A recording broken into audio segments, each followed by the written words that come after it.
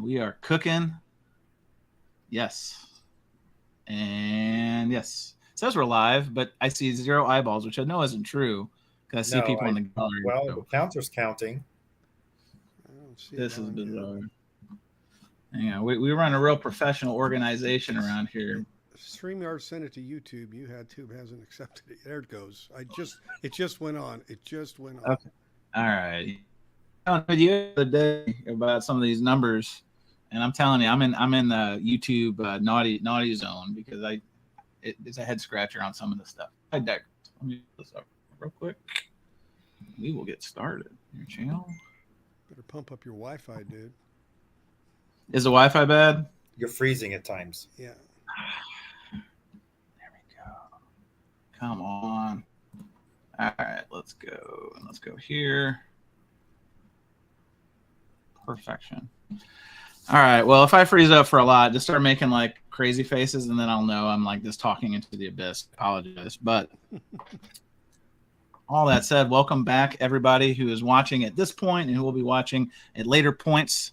This is our weekly show, live stream, presentation that we do for Vinyl Community Podcasts and just some freestyling.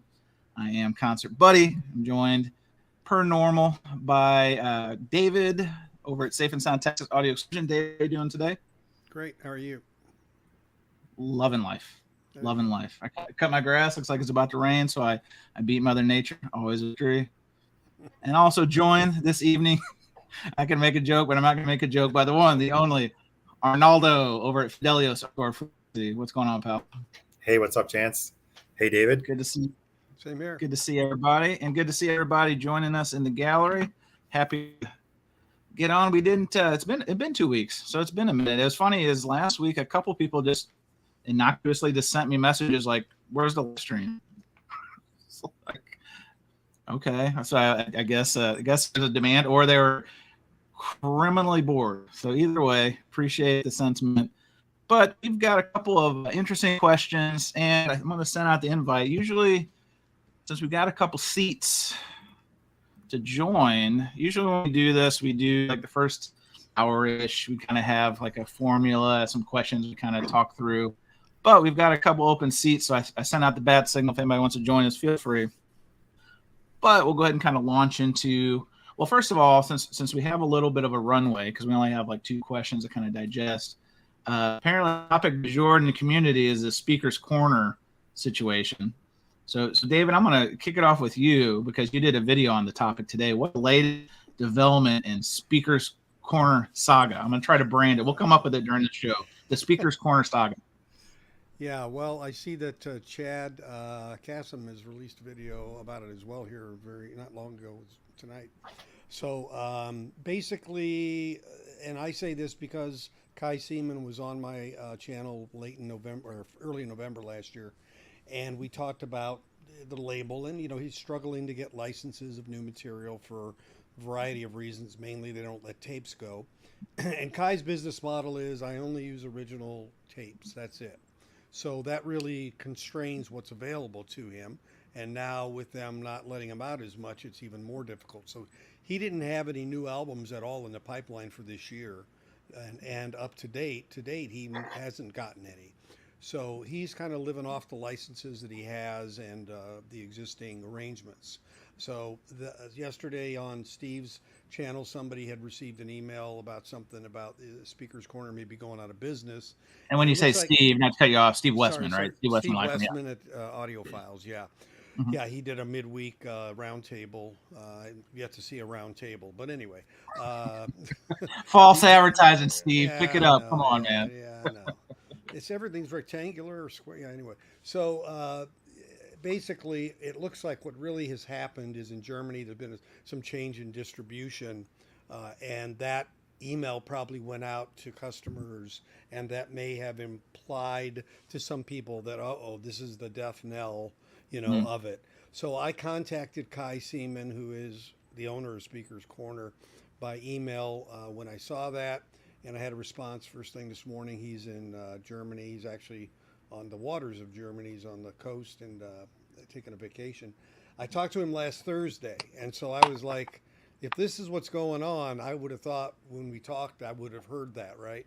Sure. So he sent an email, and in my video, I basically read it, and he said, no, we have no intention of going away, but we're not going to compromise our standards by using non-analog original master tapes either.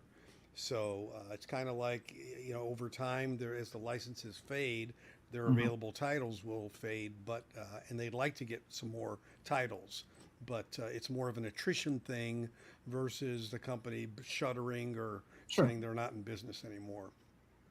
And there's 124 titles on Acoustic Sounds that I pulled up when I said in stock. So nice. Well, we're joined by Novice Nick, my man from Louisiana. How's it going, sir? hey, buddy. Greetings. Doing all right. It's Thursday night. Thursday Glad night. to be alive. Yeah, that's good. Above ground. Just got in. I was warming up the tubes, and I said, let's see what's happening. Got a notification. I said, let's hop on. I haven't been on the airways for a while. So Great. Good to have you. Good to see you. And then we've got Hey. hang on. Are you rebranding? Are you rebranding? I thought I was bringing up Wyoming Dave. I just did that for you. I just thought do this for you, Chance. You called me Luke. Muscle Man Hey, Dave. Okay, Hey, well hey, listen. is that a T-shirt or are you wearing suspenders now? No. Well, Dave, thanks for joining us. Good to see you. Don't Yeah. flex too much because we don't want to have this stream taken down for obscene content. right. So let's Well, circle- it's too late for that part. no. We're pushing the boundaries of taste every time. So well, let's circle back to that Speaker's Corner piece because Arnaldo, I know you were you on that panel? I'm pretty sure you were, right? Yes, it was. That was yesterday. Yes. Yeah. Yeah. So what's your take of this whole situation? Admittedly, I'm not a Speaker's Corner consumer, so I'm probably the last person to speak on it. So what do you think about it? And is it a surprise that they're kind of taking this route? Well, when it was backstage, that one of the panelists hinted at that email that David was mentioning. Sure. And it was like just, I want to say spur of the moment that it was mentioned also during the Looked like live it. stream. Yeah. it looked like it. And Steve was pretty clear about not having how do you say Confirmation, confirmed it. Yeah, have it confirmed. Right. Nate, I Always believe Nadine brought it up. And Yeah, always put it out there Yeah. by saying this is not confirmed. This is something we just learned 10 minutes before going on air. So it was not confirmed. And by saying we were just one. Yeah, Felipe was also on there too. We're bringing Felipe up because Felipe was at the scene of the crime too, and I say that. Yes. Nadine's terrific, by the way. So I'm Yes. just kidding I around. don't recall. I don't remember. I don't recollect. Wise words. Yes. And I think Dave and I are the only ones that were alive at the time those words were spoken. And I believe we were only speculating the fact as to why that could be possible. Sure. And like David said, it was probably the lack of being able to, the inability to be able to license from labels the master tapes. So for me, really nothing changed from what he told me in November. And like I said, having just talked to him Thursday, I was like, wow, how could this be? It just really was shocking. But I understand there was a reason for it with the distribution change. And there was a catalyst for the concern, I guess. Makes sense. Yes. Felipe, since you were there at the scene of the crime, and I understand you were doing since that program aired, you've also been trying to reach out and get some confirmation. So what is your current in the moment understanding and thoughts on the Speaker's Corner saga? I'm trying to brand it Speaker's Corner saga. We'll call it SCS. Ooh. Let's do it. My view is very cynical. I think at the end of the day, someone's going to be selling more titles, or flippers are going to be making more money, and that's okay. And the world's going to keep turning. It's true. Exactly. I mean, they're not. If they went out of business, which I think is really cool what they do, but labels are taking over. So if they're not doing it, someone else is going to be pressing the same titles, and again, it's just over and over. One thing I was chatting with some folks in my groups. I'm moderator in some groups, some Facebook groups, and I threw the idea. I think I didn't say that to Arnaldo, but let's reissue some new stuff. I mean, how much more Led Zeppelin, Steely Dan, or Beatles do you need? Wait. Did I miss the Led Zeppelin announcement? What? No. How much, Yeah, I know. how much more of those stuff are you gonna hear like a new like bell somewhere there? All your Yeah. I mean, I was just saying, one of my favorites, early '60s. The records sound like crap. Let's do a decent James Brown reissue, for example. Yes. Very good call there. Right? So why do the same thing over and over? What's the difference? Well, it's looking for the easy money, the low hanging fruit, and Exactly. I think they need to stop doing that. They need to start putting out stuff like Felipe says that's not out there yet, but there's a lot of great titles. Exactly. Yeah, absolutely. I agree with you 1,000%, Felipe. Well, Nick, you raise a good point, and guys, tell me what you think about this. Do we think the calf is getting too fat?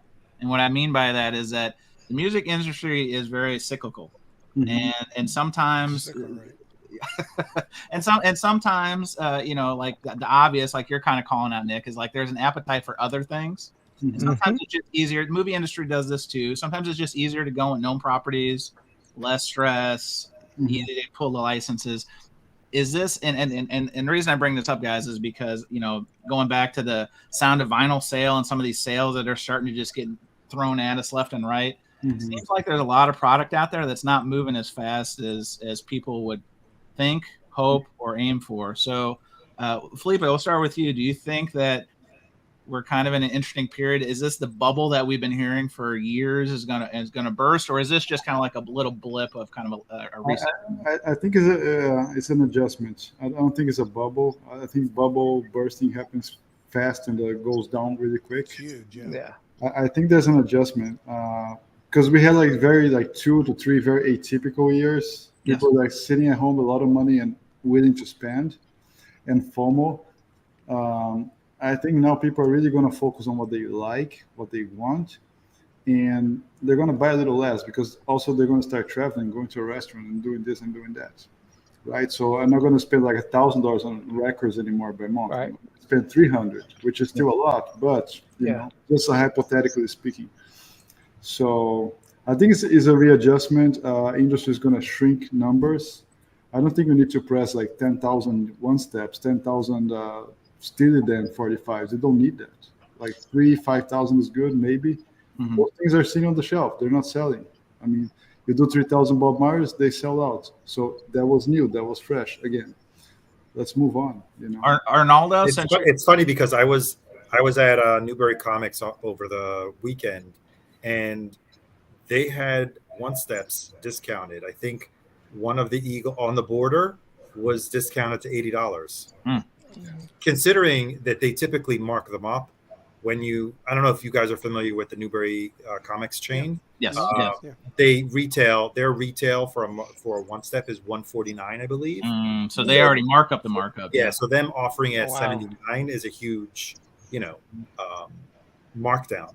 And others were marked down to $119, which kind of like is what you would be paying if you buy it from anybody else, right? Yeah.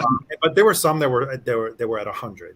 So I did notice that even a smaller chain like Newbury Comics is having a bit more difficulty moving that type of product.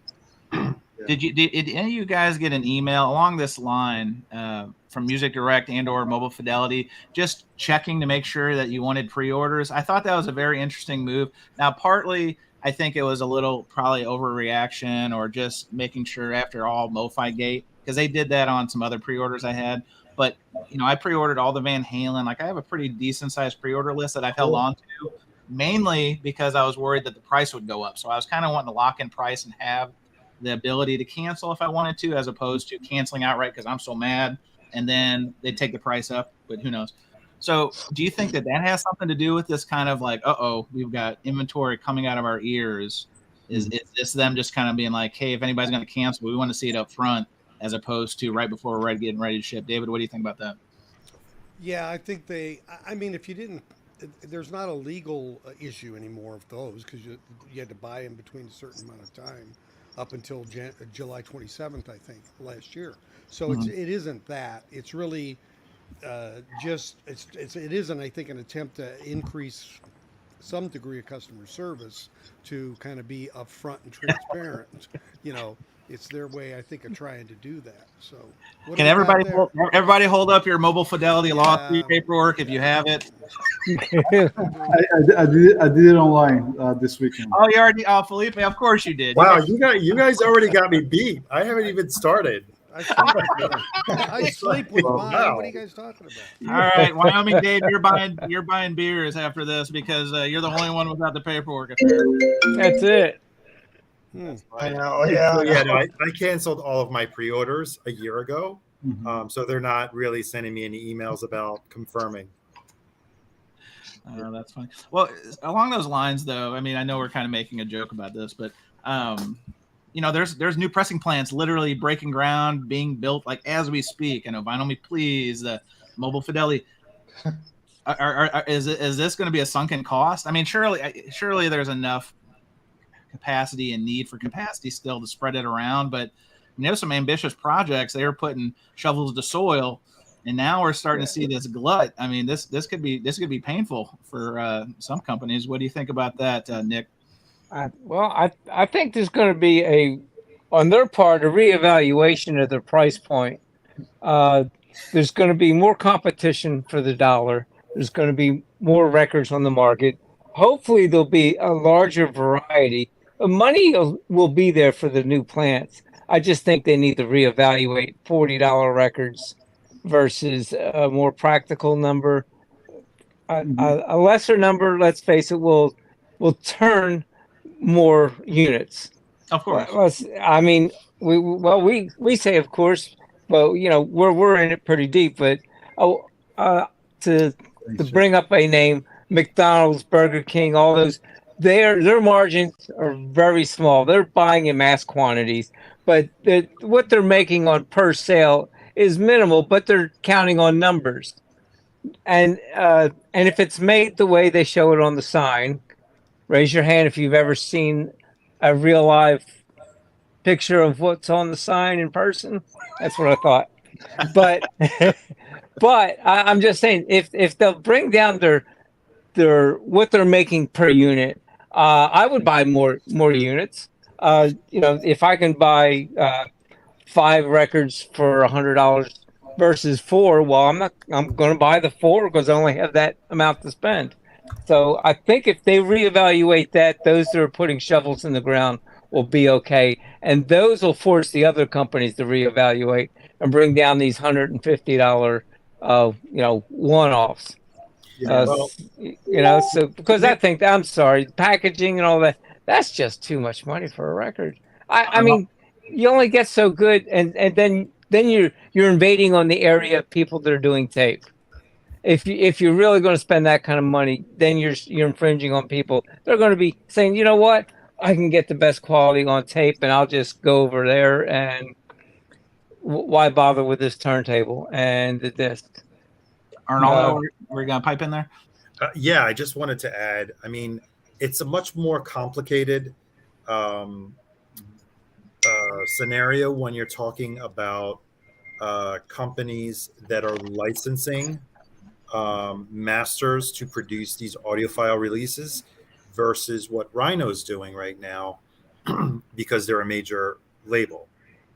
There's an added cost to the person to the label that's licensing these masters in order to be able to provide the audiophile releases, in addition to the higher quality manufacturing costs that come into play. Because let's face it, they typically do, much better vinyl quality. They go to the premium pressing plant.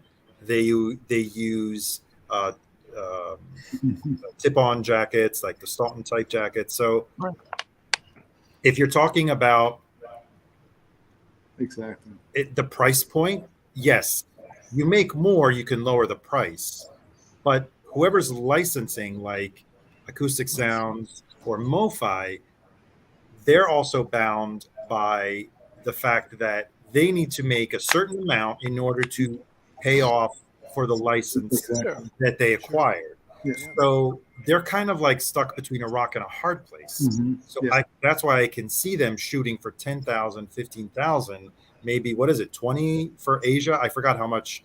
I mean, it was 20,000 for Miles Davis, right? The kind of blue, or it was obscene number. So 25. they're calculating what they need, how many units, at what price point, at what cost are they going to be able to make money? Because no one's in the business of breaking even, right? No matter how much you love music.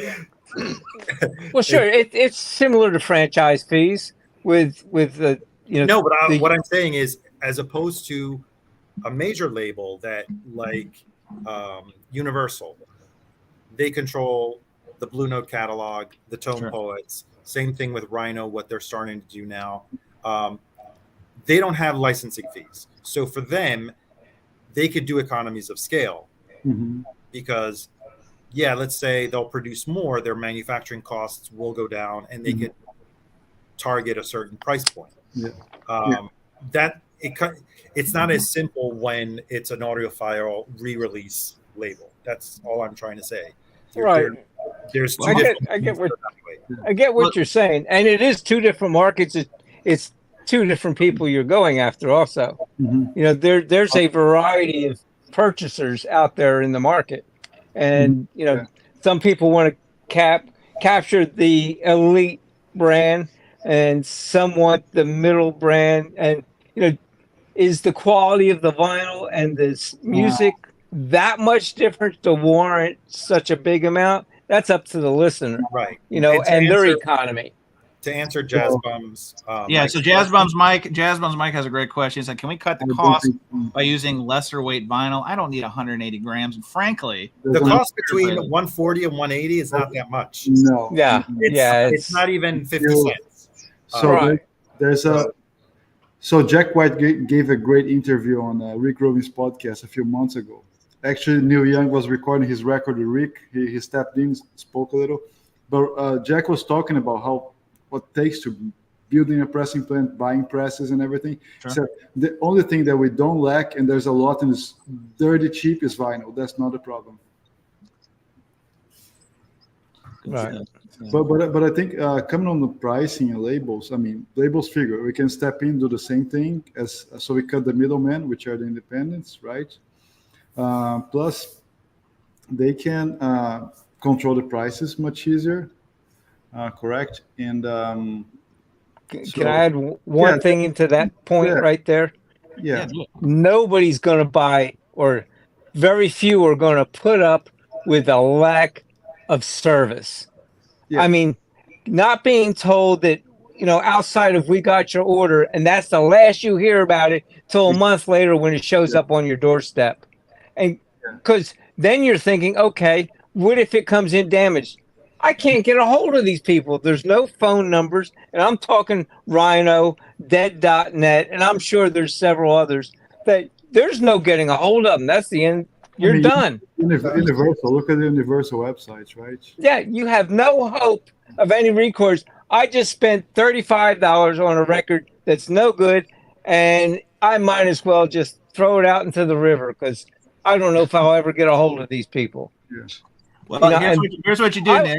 When in doubt, you go to Canada because one, Canadians are generally nice, and two, to bring up, this is funny you said that because this customer service stuff, when it comes to that Rhino's Cars reissue, not to go off on a tangent here, but I stayed away from it because I saw the videos. That's David Bianco's, I think, first to market to show his shootout on it, but the packaging was subpar. I mean, everything. I got that new Janelle Monáe packaging. Yes. Yeah, the shipping packaging is bad. I got the new Janelle Monáe. It was packed the same way, no padding. The terrible Uline mailer. I'm not going to do that whole shtick here, but the long and the short is, I did not buy that copy, even though I heard it was great until I read in the interwebs, the dark web, on the Hoffman forums, and there were people buying it from Rhino/Warner Canada who were getting a completely different packaging, and that's the route I went. Arnaldo took advantage. Felipe, I know we talked about it too. And you can still buy them there. I just checked. The mailer was much better. Oh, you did get yours then? Yeah. I got it, and the mailer was much better. It was almost, I don't know if I threw it out. It was almost like Acoustic Sounds one. See, if it wasn't for FOMO, we would have the power in our hands to just say, okay, until you fix your packaging, we're done. Ideally, I hear you, and trust me, I'm a very principled guy when it comes to that stuff. Yep. Here's the problem: there's so much competition for these titles that it's like widgets to these labels. FOMO. Right? Yeah, and so Yeah. I didn't buy them, but guess what? 5,000 other people. Well, that's not true because I still got them in Canada. You know what I mean? But there was still whatever the allotment was. If they did a 60-40, however they split the 5,000, if there was Right. 5,000, you know, the U.S. went quick. And Canada, like David said, I mean, if you still want to buy them, they're still out there. In Canada, Canadian dollars, 55 Canadian dollars. And if you look hard enough, wink, wink, there's a coupon code that'll make it net out to basically what you would have paid from the States. So Yeah, I didn't have to look that hard. I found it pretty quickly. yeah. Felipe, So yeah, you use the code because it's 30 Canadian dollar shipping. yeah, use the code. Trust me. Yeah, then it's gonna break even. Yeah. All right, enough of this hardball stuff. We came in here with some pre-prepared stuff. So I know our guys on the bottom, since you're joining us late, if you want to chip in on these things, I'd love to hear your feedback. But we try to do a little bit of a scripted show for the podcast part of this. So we throw out a couple questions in advance, and I'll say them. So if you guys want to on the bottom want to kind of digest it, feel free. But the questions were this, and I got to switch banners. I'm getting real high tech here. Bam! Look out. So question one was, what should every record collector know? And this is like an advice kind of thing, right? And two, bam, like Emerald, bam, what should every record collector know about? All right, so you guys marinate on that, and we'll go ahead and start with our returning contestants here, David, Bianco. Let's go with question number one. What should every record collector know? They should know that when they buy a record, whether it's new or used, they should be cleaning that record. Oh, there you go. Smart. Wait, I froze. What did you say? I said, whether you're buying a new record or a used record, you should clean it unless you're positive it was cleaned. Let's say the seller said, I always, clean it. Yeah. And you still could clean it. But I think that's the thing that a lot of people think new records don't need cleaning. And by and large, they do. Yes. 100%. All right, Arnaldo, same question. What should every record collector know? Yes, if you had one piece of patented advice, they can be a new collector, old collector, like this should just be like source of truth, if you will. Music is subjective. Only because David says that this pressing sounds better than another doesn't mean that you will like it the way David likes it. Correct. Oh yeah. And I always say on my system to my ears. And that's great. That's a great disclaimer. Yeah. Delightful. All right. So the way I answered that question, and we'll source the guys on the bottom if you'd like to play on this round, was I felt unless, can I say just one thing? Feel free. Unless it's a U.S. Dark Side of the Moon, which I challenge anyone to tell me that it sounds better than any other version that's out there. It sucks. Like, I think it was like I don't know what press I have. It must be an 80s press, an early 80s press. I don't know the original U.S. Dark Side of the Moon, but the one that I have is terrible. Yeah. Well, it's so bad that nobody even identifies it as the first press. All right. So before we ask our guests if they'd like to play on this round, the way I answered this question, what should every record collector know? I've said this before, so I'm kind of recycling my own material here, but I believe Discogs is the best, worst thing that's happened to the hobby. And let me explain. Mm-hmm. Because Discogs, for what it is, in terms of cataloging your collection and being able to look up information, great. Yeah. But I'm telling you, these hackers, these tweakers, these wankers, I'm borrowing other people's nomenclature here, they've ruined this with all these fake listings and Discogs service to what you're talking about, Nick. If there is somebody who works in customer service at Discogs, please show yourself, because I think I have a better shot of flying to the moon on a broomstick than getting a Discogs customer service person. So the shadow. Yeah. So for everything that Discogs is, there's also a lot that Discogs is not. And also I go in on pricing too, because a lot of people, and I hear this at the record shows now more than ever, is that you'll hear dealers, for example, say, well, the Discogs price is this. Yeah. That is a basis off of what last 10 sold or something like that. That it's just averages. Those are just examples. That is not market criteria. So anyway, so I think Discogs for the good things it is, don't hitch your horse to that wagon when it comes to the hobby. So Hey, Chance. yes, sir. Dave. Yeah, about, since you mentioned Discogs, what do you think about I have two gold mine album price guides. What do you think about those? Are they bad or worse? No, I mean, I think there's nothing wrong with them. I think that the prices change. The prices change. It depends when it was published, right? It's like the old. That's the issue. It's like the baseball Beckett price guides, right? It's all relative to timing of publication. But I don't think there's anything wrong. There's also one called one of my locals who I thought was stuck in a time machine. He uses something called Rockin' Records. It's this big. It's like an annual thing that's printed out. And again, to each their own. But you'll see it when you're at the stores, when you're at the shows. The prices are cuckoo Dolores, and they're not even worth considering. Then you know that they're just on a different plane. So. Like that $400 record David was showing the other day. Hey, I'll play along. Can I play along with this game? Sure. Okay. What do you think, Nick? So I'm replying to the gallery right now. Yeah. Actually, I have two things, but I'll go with this one first. That collecting vinyl is for enjoyment and as a hobby. It is not a monetary investment.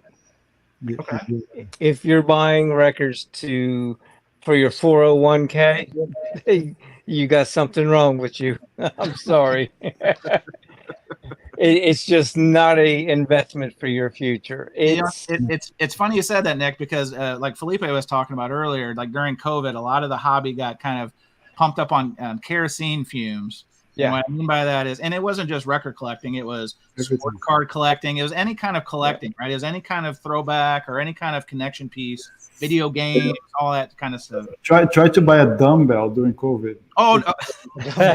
Yeah. Know all about it, Felipe. You know what I mean? I mean, come on now, Bash Bros here. But the point is that there was a lot of speculation that kind of found its way into record collecting. And now that you're exactly right, because a lot of people were buying, and I admittedly was doing a little bit of this myself during COVID, buying certain titles you knew you could get a quick return on eBay or whatever. Taylor Swift, I'm just going to out myself. You can't do that anymore. I see tons of Taylor Swift at my record store. The market is Miley Cyrus. I saw a ton of Miley Cyrus. So the market correction is at play. But to your point, Nick, the speculation, it's just not there.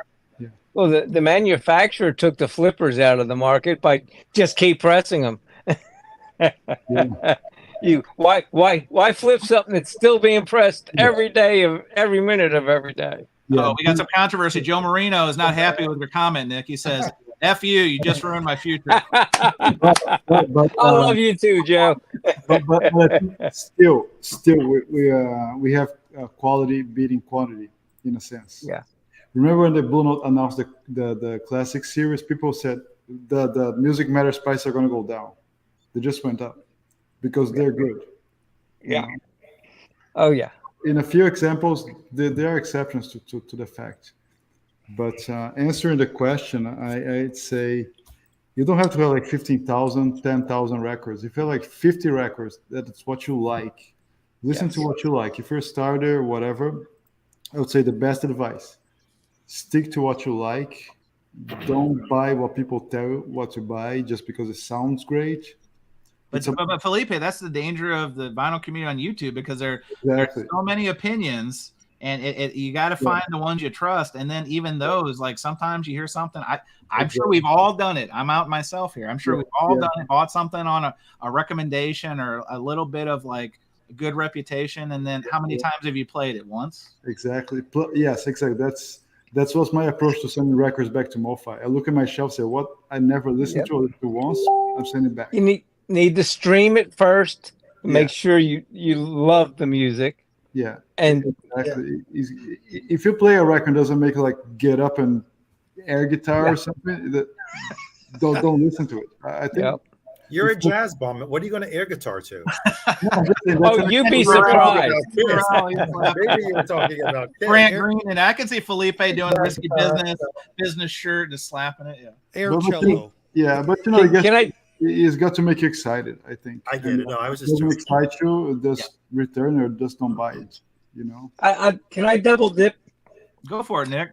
There's one other thing I think if you're going to listen to records and enjoy playing them, I think it's paramount that you know how to set up your gear because it'll never sound to its optimum. It doesn't matter if you have a high end setup or a low end or a medium. It doesn't matter how much money you spend on your system.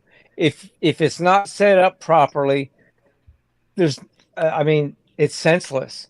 I mean, you can get a great pressing of a wonderful record, and you won't enjoy it as much if you're hearing scratching out of the left channel and you're hearing some really nice sound out of the right channel. If you don't know how to set it up, what's the point?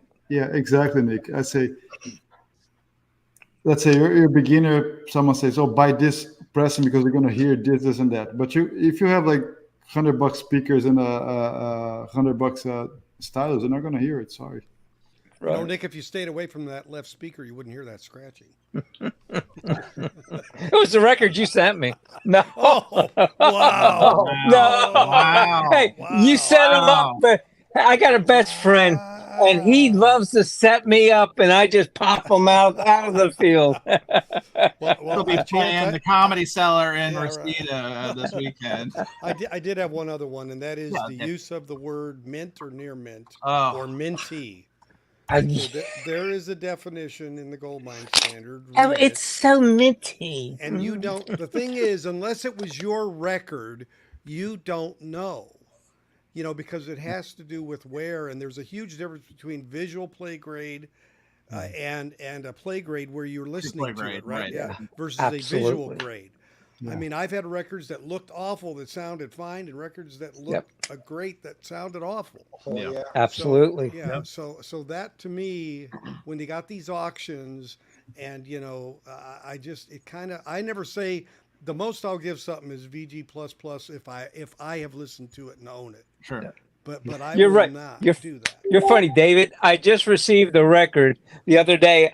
I took it out and I held it up to the light and I looked at it. I'm like, I'm ready to say, okay, where did I buy this? Because I know this thing's trash. And I dropped the needle on it and it played perfectly. I was like, what? Yeah. Of course, I did clean it first. Yeah. But no, you didn't. But I was shocked. It really looked trash, but it played through well. Whoever ever played original Blue Notes, that's exactly what Nick's saying. It looks horrible, but it plays perfect. Plays like a champ. Yeah. That's right. They don't make them like they used to. Isn't that the same? All right. Well, let's go to the second question we had for our pre-work here, and that is, what should every record collector know about? And we'll end with David Bianco because David Bianco did the extra credit on this one. We got a visual aid on that, so we'll start. Arnaldo, why don't you kick it off on this one? What should every record collector know about? I didn't do my homework on this one. It was for Pete's sake. I kept thinking as like, well, they should know about Discogs, like you mentioned earlier. That's the first thing that came to my mind. But only in as much as it's I look at it as a database. Right. And there are I forgot where I was. I think I was record shopping on the weekend. And I overheard a conversation that one of the customers was talking with the shop seller about the price.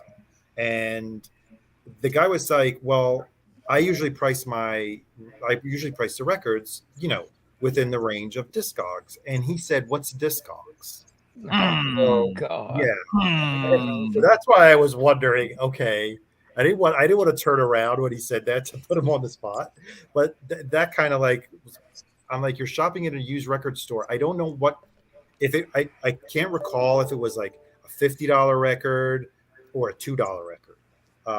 But yeah, that came off kind of strange to me. It's like that he didn't know what Discogs was, and he was in a used record store.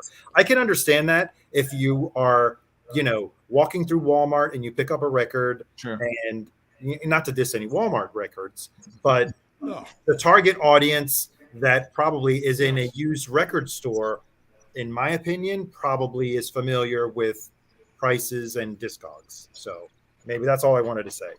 That's fair. Jazzbum Mike has a good answer. This is one I was actually thinking about, not my answer, but when I was thinking about it, he said the dead wax. And what I'm inferring is just knowing the information in the dead wax and what that references. Correct me if I'm wrong, Mike, but I think that's what you're hitting at. But unless you're Patrick that can rattle off dead wax numbers, Yeah. you still need to have Discogs. Yes, absolutely. You know, I found another great use for Discogs, and that is I have a friend over. I give him my Discogs and say, "What do you want to hear?" Oh, and he's able to shake. He can just go through it and say, "Hey, I want to play this one," and I've organized my LPs according to Discog. I did have them done differently, and then I started looking for stuff. I'm like, "Well, it's supposed to be here," and I was thinking differently that day, and it's not there. So where did I put it? Sure. So I've rearranged them all to Discogs, and now I can find anything in a heartbeat. And you know what, Nick? It's very useful for me because my memory has gone really bad lately, and I have bought records that I already have, and now I go back to Discogs. I'm like, do I have this? Absolutely. And I look it up. I only have 7 copies. I don't think I need another. That's funny. All right, Felipe, thoughts on this question? What should every record collector know? It's very wide, but I think, again, enjoy the music first of all. Don't worry too much about the origin. It's something that if it doesn't matter to you right now, don't bother.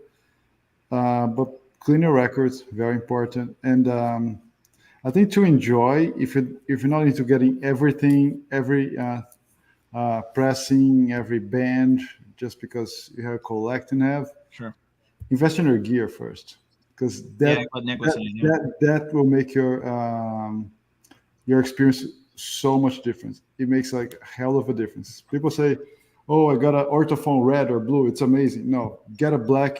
You're gonna see what's amazing. You know what I mean? I don't even have a black anymore, but just to say how different it goes. Wyoming Dave, do you want to pipe in, or what should every record collector know about? What would you say to that question? I'd have to ponder on that some more. Okay. We'll come back to you, Nick. Nick, what do you think? What should every record collector know about? What would you say to that question? Well, mine steers more towards the enjoyment of the sound, and that would be acoustic knowledge of your room. Yeah. If you have never studied anything about acoustics, open a book, open Google. Do a little bit of research. Do your homework. Do your homework, room. Arnaldo. Do your homework. And there's actually 6 walls in your listening room.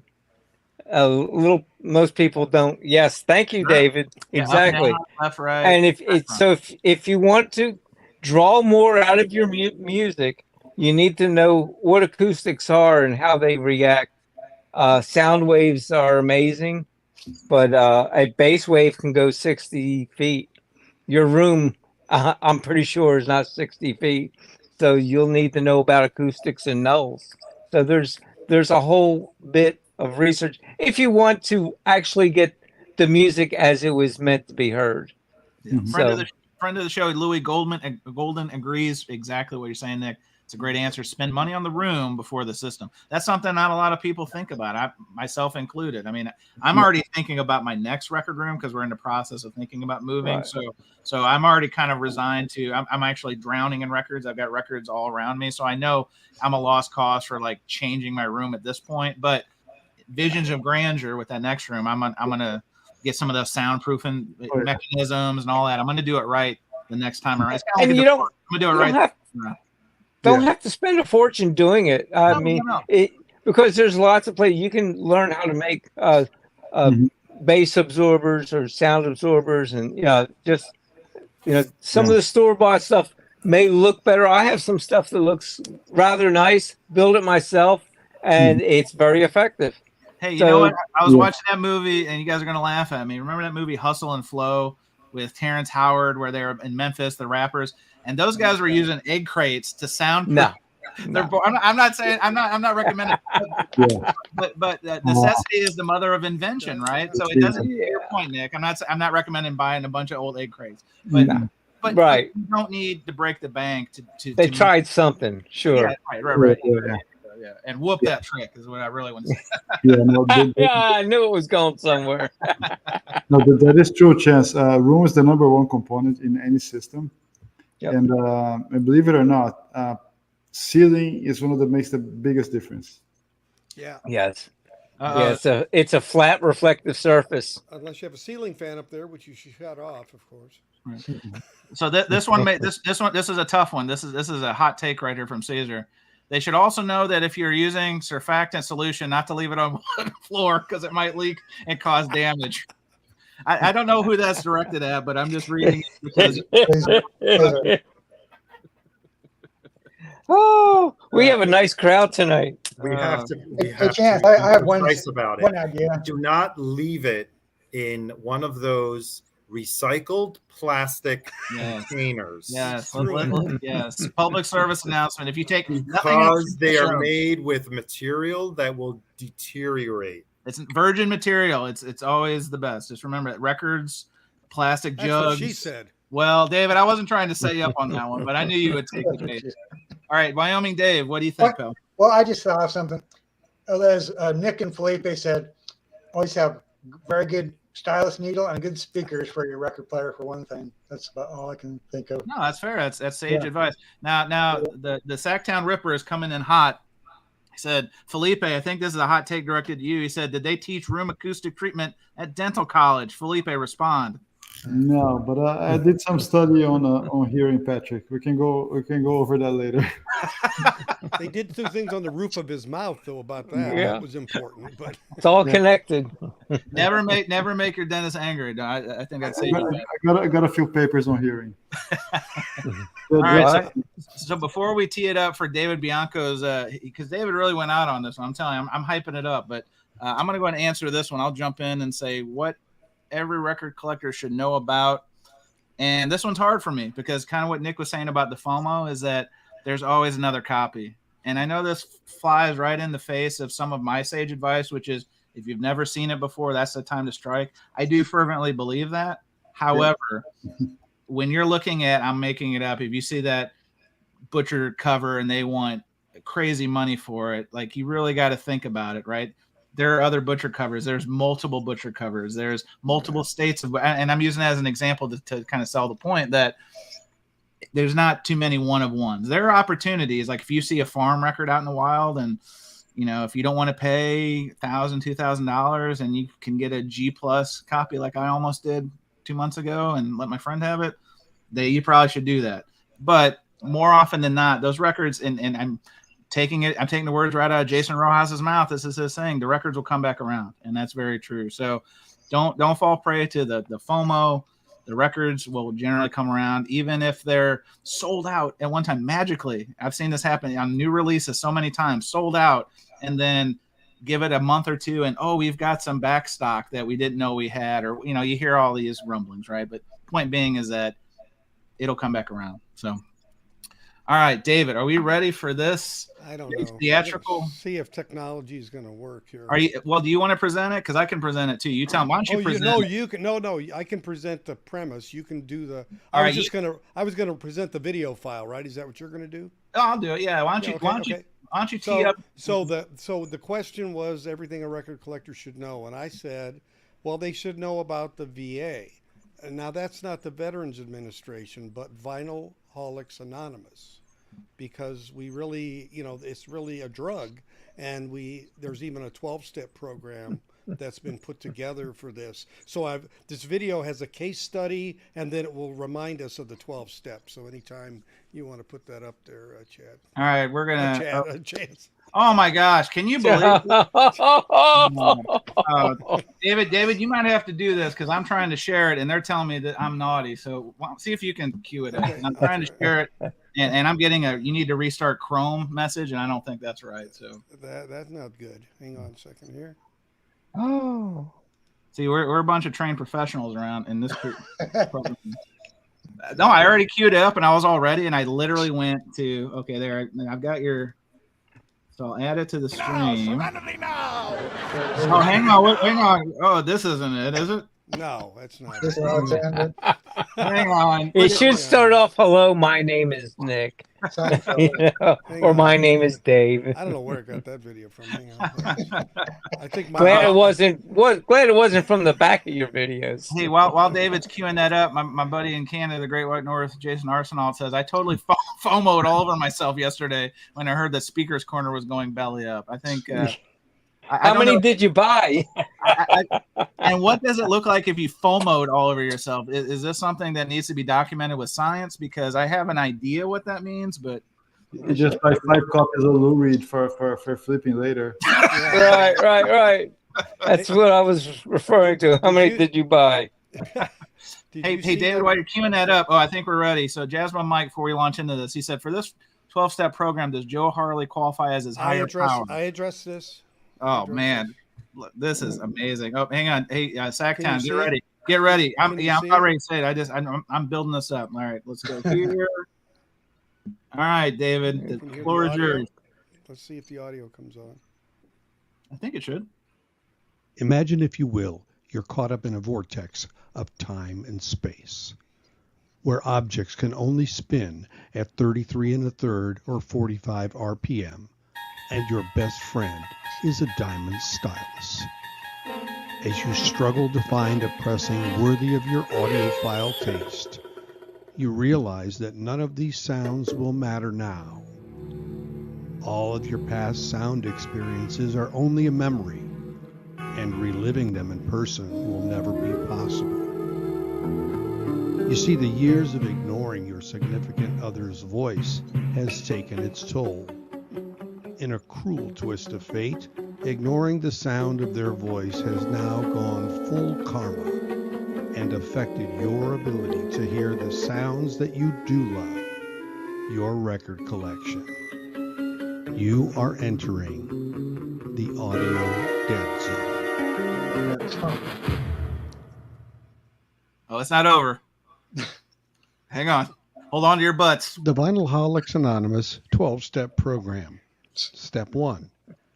Admitting that one cannot control one's addiction to vinyl. Step 2.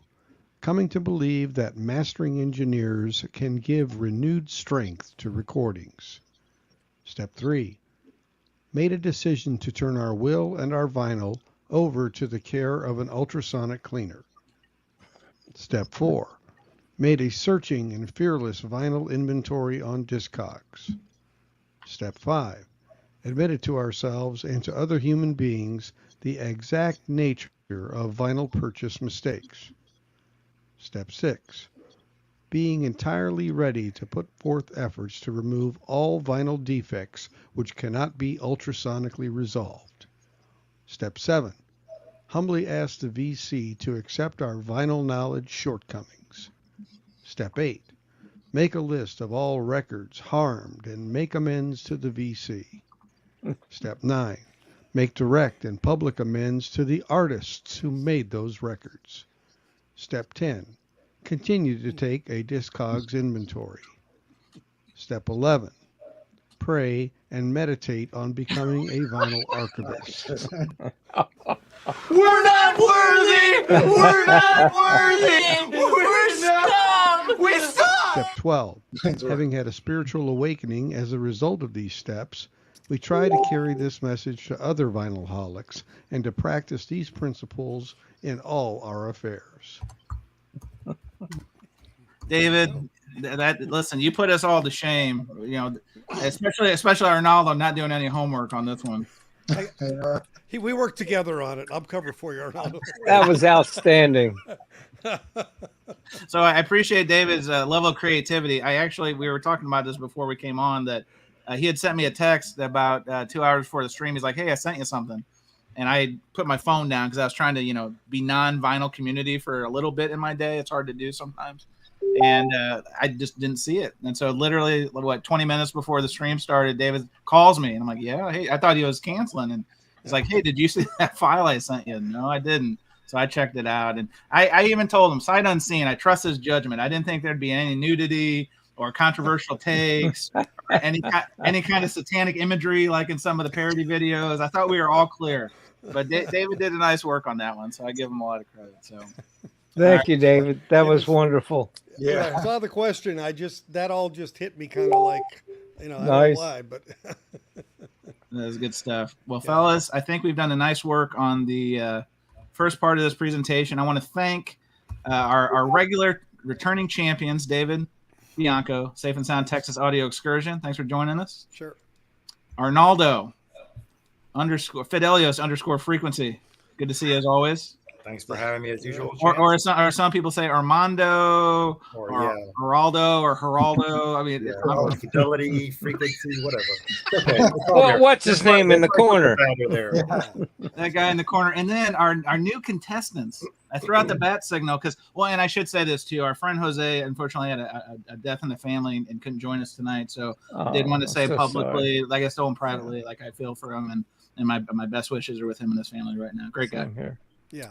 But anyway, outside of and then Jason Rojas, who usually joins us, he tried to join us, but I think he was in a Home Depot gardening department or something. I couldn't tell what was going and eating tacos, so I just kind of left it at that. But no, he's a good dude. But anyway, because of those absences, we had some new faces, and we'll go into our freestyle portion. This doesn't mean the show's ending, so no one leave, but we're wrapping up the podcast part. So long-winded way of saying thank you, new guests who joined us. Novice Nick out of the great state of Louisiana. Thank you.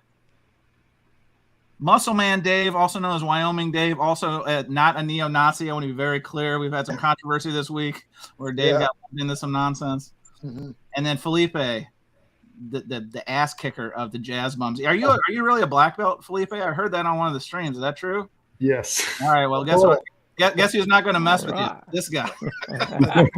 A dentist with a black belt, man. I was going to say he will break your jaw and He'll then drill your you. jaw. He'll drill you. He'll kill you. I mean, it's just like, Worst case scenario is to have a scalpel, right? Yeah, right. Well, we'll wrap it up for Final Community Podcast. Surface Noise coming back at you in 2 weeks. See you soon. Thanks for having us, Chance. thanks. Thank Bye. All right, freestyle, guys. Yeah. Good stuff. Really enjoyed it. Thanks, Chance. All right. Well, actually, I wanted to get to this. I could have done the cheap plug, but my comment of the night, I have to find it. I started because my man doesn't comment that often anymore. Let me find him. Hold, please. Bebop boobop. Oh, hang on. I star him. Look at that. Look at this. Maybe this talk. So Lucky 13. Hope you're still there. He said every collector should know that Concert Buddy will give a free box of wrestling records to the 1,000 subscribers there. Once you get that. I didn't come up with this, but guess what? I love this idea, so I'll consider it. I got to run it by the home office because there is a litany of and actually that stupid Macho Man record. Talk about chapping my backside. Macho Man record is now flooding record stores. I don't know if they printed more or pressed more, I should say. It's changed. Yeah, a record I checked on Discogs yesterday, Chance. I bought the limited Metallica, the new one on the fan club edition. Oh, the 72 seasons, yeah. Yeah, I paid $30. It's like $250 now on Discogs. Wow. There's a very limited run. Was that a color variant or what was different about It different was artwork? yellow with black splatter. That was fan club only. Well, that was a good investment. That was a smart call. Well, my Walmart version is similar, yellow with black. Yeah, that's the one I have, but it's like a smoke. I think I've seen Felipe, the one he's talking about. That's more of a splatter, but yeah, unbelievable. Who would have thought the Walmart one is popular too? Like you said, Wyoming Dave, because that's the one I have. But anyway, so fellas, what is going on? Should have Joe Marino's comment about. Yeah. Hang on. So this always happens when we do this. So Jasmine Mike says, "Chance, you're still live." Yes, we cut that off because we're a highfalutin operation. We can continue freestyle, so please stay with us. We got Felipe here, which is wonderful. Yeah, we do it twofer. We do a twofer, but hang on. Oh, hang on. Here he goes. Is this what you're saying, David? Yeah. He breaks your toes about Felipe's his martial arts acumen. He breaks your teeth and then he builds you to film. That would be actually a smart business model, Felipe. I co-sign on that one. I always gives a lot of candy on Halloween. Oh, okay. Yeah. Is that ethical, really? Wow. Nice guy. Candy with a business card. Candy with a business card. Yeah, there you go. Now that makes sense. Candy with a business card. Well, where did you get all let me those ask you. cavities? Let me ask you, fellas, this. So I said before when we were in our little warm up, we were talking earlier about these sales. So Amazon had some nice discounted merchandise. Did anybody buy any of these? I actually bought, Felipe, I got one for you here in a second. I bought that little animals box set that came with the Blu-ray. This is not something I normally buy, but it was like $40. Yeah, And good the luck with reviews. that. Oh no! I read mixed reviews, Arnaldo. I returned, I think maybe 3 copies. Oh, for Pete's sake! They're God bless. all warped, and they all have like paper burn at the You edge. didn't buy it for the vinyl though, right? You bought it for the 5.1. I bought it for the 5.1 Blu-ray. No, I'd read the same things. I took a flyer, but I turned it. Felipe, you're gonna be proud of me. Ready for this one? Look at that. Oh, that's a nice one. I like Hang that. on, I was Walmart. No, this is Amazon. Amazon I think they still are having it. It wasn't even like a weekend only They sale, ship but to Louisiana too, Nick. Yeah, they do. I did not see that one.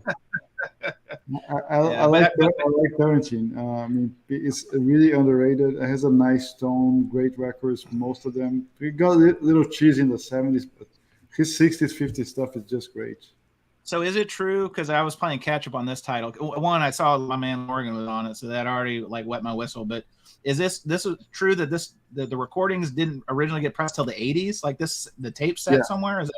So a lot of sessions, Blue Notes in the 60s especially, they were shelved for many reasons. For financially, Blue Note always ran on a budget. Because they invested really hard on the quality of the art, cover art. They had actually a rented space uptown New York for rehearsing. They would not just be like labels, or just get a jam session record. They would really invest on that part. So they run on a budget, so a lot of titles didn't get released for that reason, and also because, let's be honest, a lot of these guys, they would record sessions to get money to buy heroin. That happened. Of course. And Quite not just heroin, black tar heroin. They didn't even mess around. They brought the spoons with them. I mean, yeah. So the record label advance their money. They will record, shelf the stuff, and that so LT series especially came. There's some twofers, and then the LT series of those horrible white covers. They came in the late 70s, early 80s. Was Michael Cuscuno that put that together, just to mostly known previously unreleased stuff. this is true. Jeffrey Beaumont, my man. So far, I've never heard a record I didn't like that Lee Morgan was on. I would say the same thing. I know there's probably some recordings, especially when he was really deep in the throes of his addiction, that probably weren't his best stuff. But everything I've heard is straight fire. I mean, he's my guy. Yeah. He's my guy. But this raises a good point. I'll ask you guys what you think of this.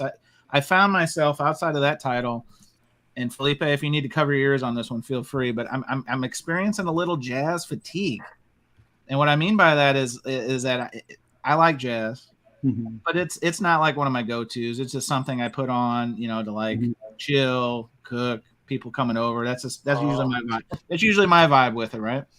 But there's just so much jazz coming out now. It's like a buffet that just isn't stopping, and so I've had to actually catch myself and stop buying titles, and that's why I'm leaning on guys like Felipe and people I'll ask questions to. Like, if I even have that inclination. So, are you guys kind of getting caught up in this jazz fatigue, I'll call it, that I'm experiencing, or am I off base here? I think, Chance, what happens is most of the releases there are like late 50s, mid 60s. That was like the sweet spot for jazz. Yep. And that's the bop, hard bop. Everything is pretty it's pretty similar in a sense, right? And then when you get to the more black activism, spiritual 70s, right. Pharaoh Sanders is the Coltrane more stuff. electrical, that opens a whole new palette. Plus, if you go before bop in the 40s, I mean, the sound is not great, but any Charlie Parker recording, it blows out of the water most of the 50s guys. So there's still a lot to be released in this cover. From 70s, small labels like Indian Navigation, Cobblestone, and Muse, and so on. They have so much stuff, so much different. I'd say start looking into those because it's going to really new horizon. Well, Arnaldo, we've talked about this before, but you were kind of like me, late arrival to jazz, and in fact, you found a jazz person, I remember, and you have a spreadsheet which you continue to not share with me for reasons that remain undefined. Because I'm trying to get you some VCLT one of these days. But where are you at on your jazz journey? Let's call it. Well, I veered off from the list because the ones that were left, I did some research, and there's not that many great pressings at an affordable price around. So I'm actually going to be able to knock one off hopefully soon, which is the Bill Evans, which I reordered from Amazon tomorrow. I mean, tomorrow. Which title? Waltz for Debbie. Okay, yeah. And then at the Village Vanguard, that's coming out in August. Is that? Oh yeah. So this is the OJC series. Yeah. So I was pausing on the ones that I'm expecting or hoping at least are going to be re-released. But yeah, I think, and I did veer off from that because as I was buying certain jazz artists, and I realized that I liked them more than others, and I bought a second or a third album from, like for example, Coltrane. Right? Sure. I went straight into, like I said, I've shared this before, Love Supreme, and I'm like, I don't know if I like this. And then another one, and I was like, okay, this I can relate to. I can understand this a little bit better, right? Or at least I have more of a how do you call it? A taste for it. I know it's probably, I think any person getting into jazz finds things that are a little bit more appealing, things that they can relate to a lot more. I mean, I think I saw one, I forgot who made a list of 10 jazz records that the rock, a person who likes rock music would enjoy. Well, I think our friends at Jazz Mums did the metal challenge, right? The Malaya metal challenge, which was. Oh, was it? Okay. No, I think this would have been. I think it was maybe an In-Grooves. One of the first videos that's not like Esposito stealing content. Jazz Mums. No, I think I saw it on his channel like over a year ago. Yeah, I think it did like 2019 or so. All right. I just want to make sure because Felipe knows some black belt. He'll bust some ass. It's one of those mics like no beard videos. His no beard mic. I couldn't trust him. I didn't know how to take him because he was doing the shootouts with his giant speakers. It was only when he got the beard that I feel like this was a sage information guy. Hey, any Lee Morgan fans? I've been searching after Cornbread for a while. Finally scored a copy of it, and I am very happy. Yep, but I also really dig Lou Donaldson. Yeah, I know. Music Talk with John likes him a lot too. Lou Donaldson too. He hasn't really like got to me yet, but no, nothing again. One of those that was on the list was the Mr. Shingling. Yeah, great record. I know. I've been waiting 2 years for it to be repressed because. Yeah, well, I got a really good copy off of eBay of all places. Yeah, and I got lucky. I didn't have high hopes, and when it came in, I was like, yeah, that's what I wanted. Nice. Yeah. So I kind of checked that one off, but absolutely. But he's still alive. Yeah, he's still alive. I think it's like in New York. He's 96 now. Yeah, something like this. Yeah. Yeah. Felipe, I got one for you. You ready for this one? So let's do it. I'm hoping the Dusty Groove, the store in Chicago, right? Yes. Okay. If you're watching this, and they specialize in jazz, but they have one of the best websites for used out there. Highly recommend checking them on the regular because their user experience, their shipping mailers, everything top notch, right? Yeah. If you're in Chicago, it's in the Wicker Park neighborhoods on Ashland, but I digress. So in my daily perusing, Felipe, I can't believe I'm about to say this, but they had and David, you're going to get a laugh out of this because they called it near mint, an original stereo copy of Blue Train. Oh, cool. $9.99.99. And you know what, Felipe? I actually considered it. I considered it. You know what's funny? Chance, I bought my OG. You bought it? No. I have an OG mono. I bought 3 years ago for $250. See, wow. I was doing my homework, and I'm like, it wasn't like an obscene price. And No, and when they're grading is usually well for what that is. Yeah, but come on. Nick's laughing like a bomb. I mean, listen, let's keep it real. This would have broken my budget for months. Okay, I want to be very clear on that. However, No, we wouldn't have you turn around and buy another record next week. maybe.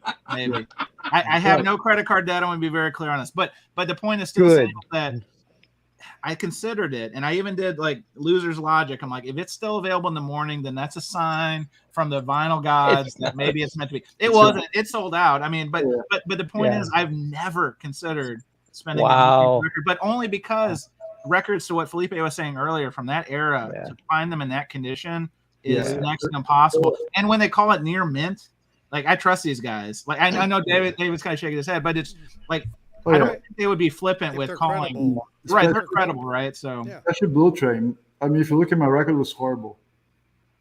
And it plays perfect. It plays really good. Right. Yeah, we talked about those. Some ticks here and there, and that's it.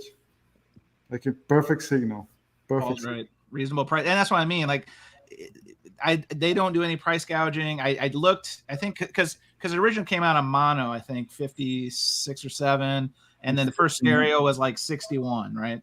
Yeah. And so I did my homework, and the last time it sold on Discogs was in that condition was like 6 or 7 years ago, or somebody claiming in that condition. So all those things, I considered. I can't believe I'm saying that out loud. I actually can. I even told my wife, I'm like, oh, they've got a copy of this really rare record in amazing condition for $1,000, and I almost bought it. And I think she went and called the attorney in the other room and was getting this.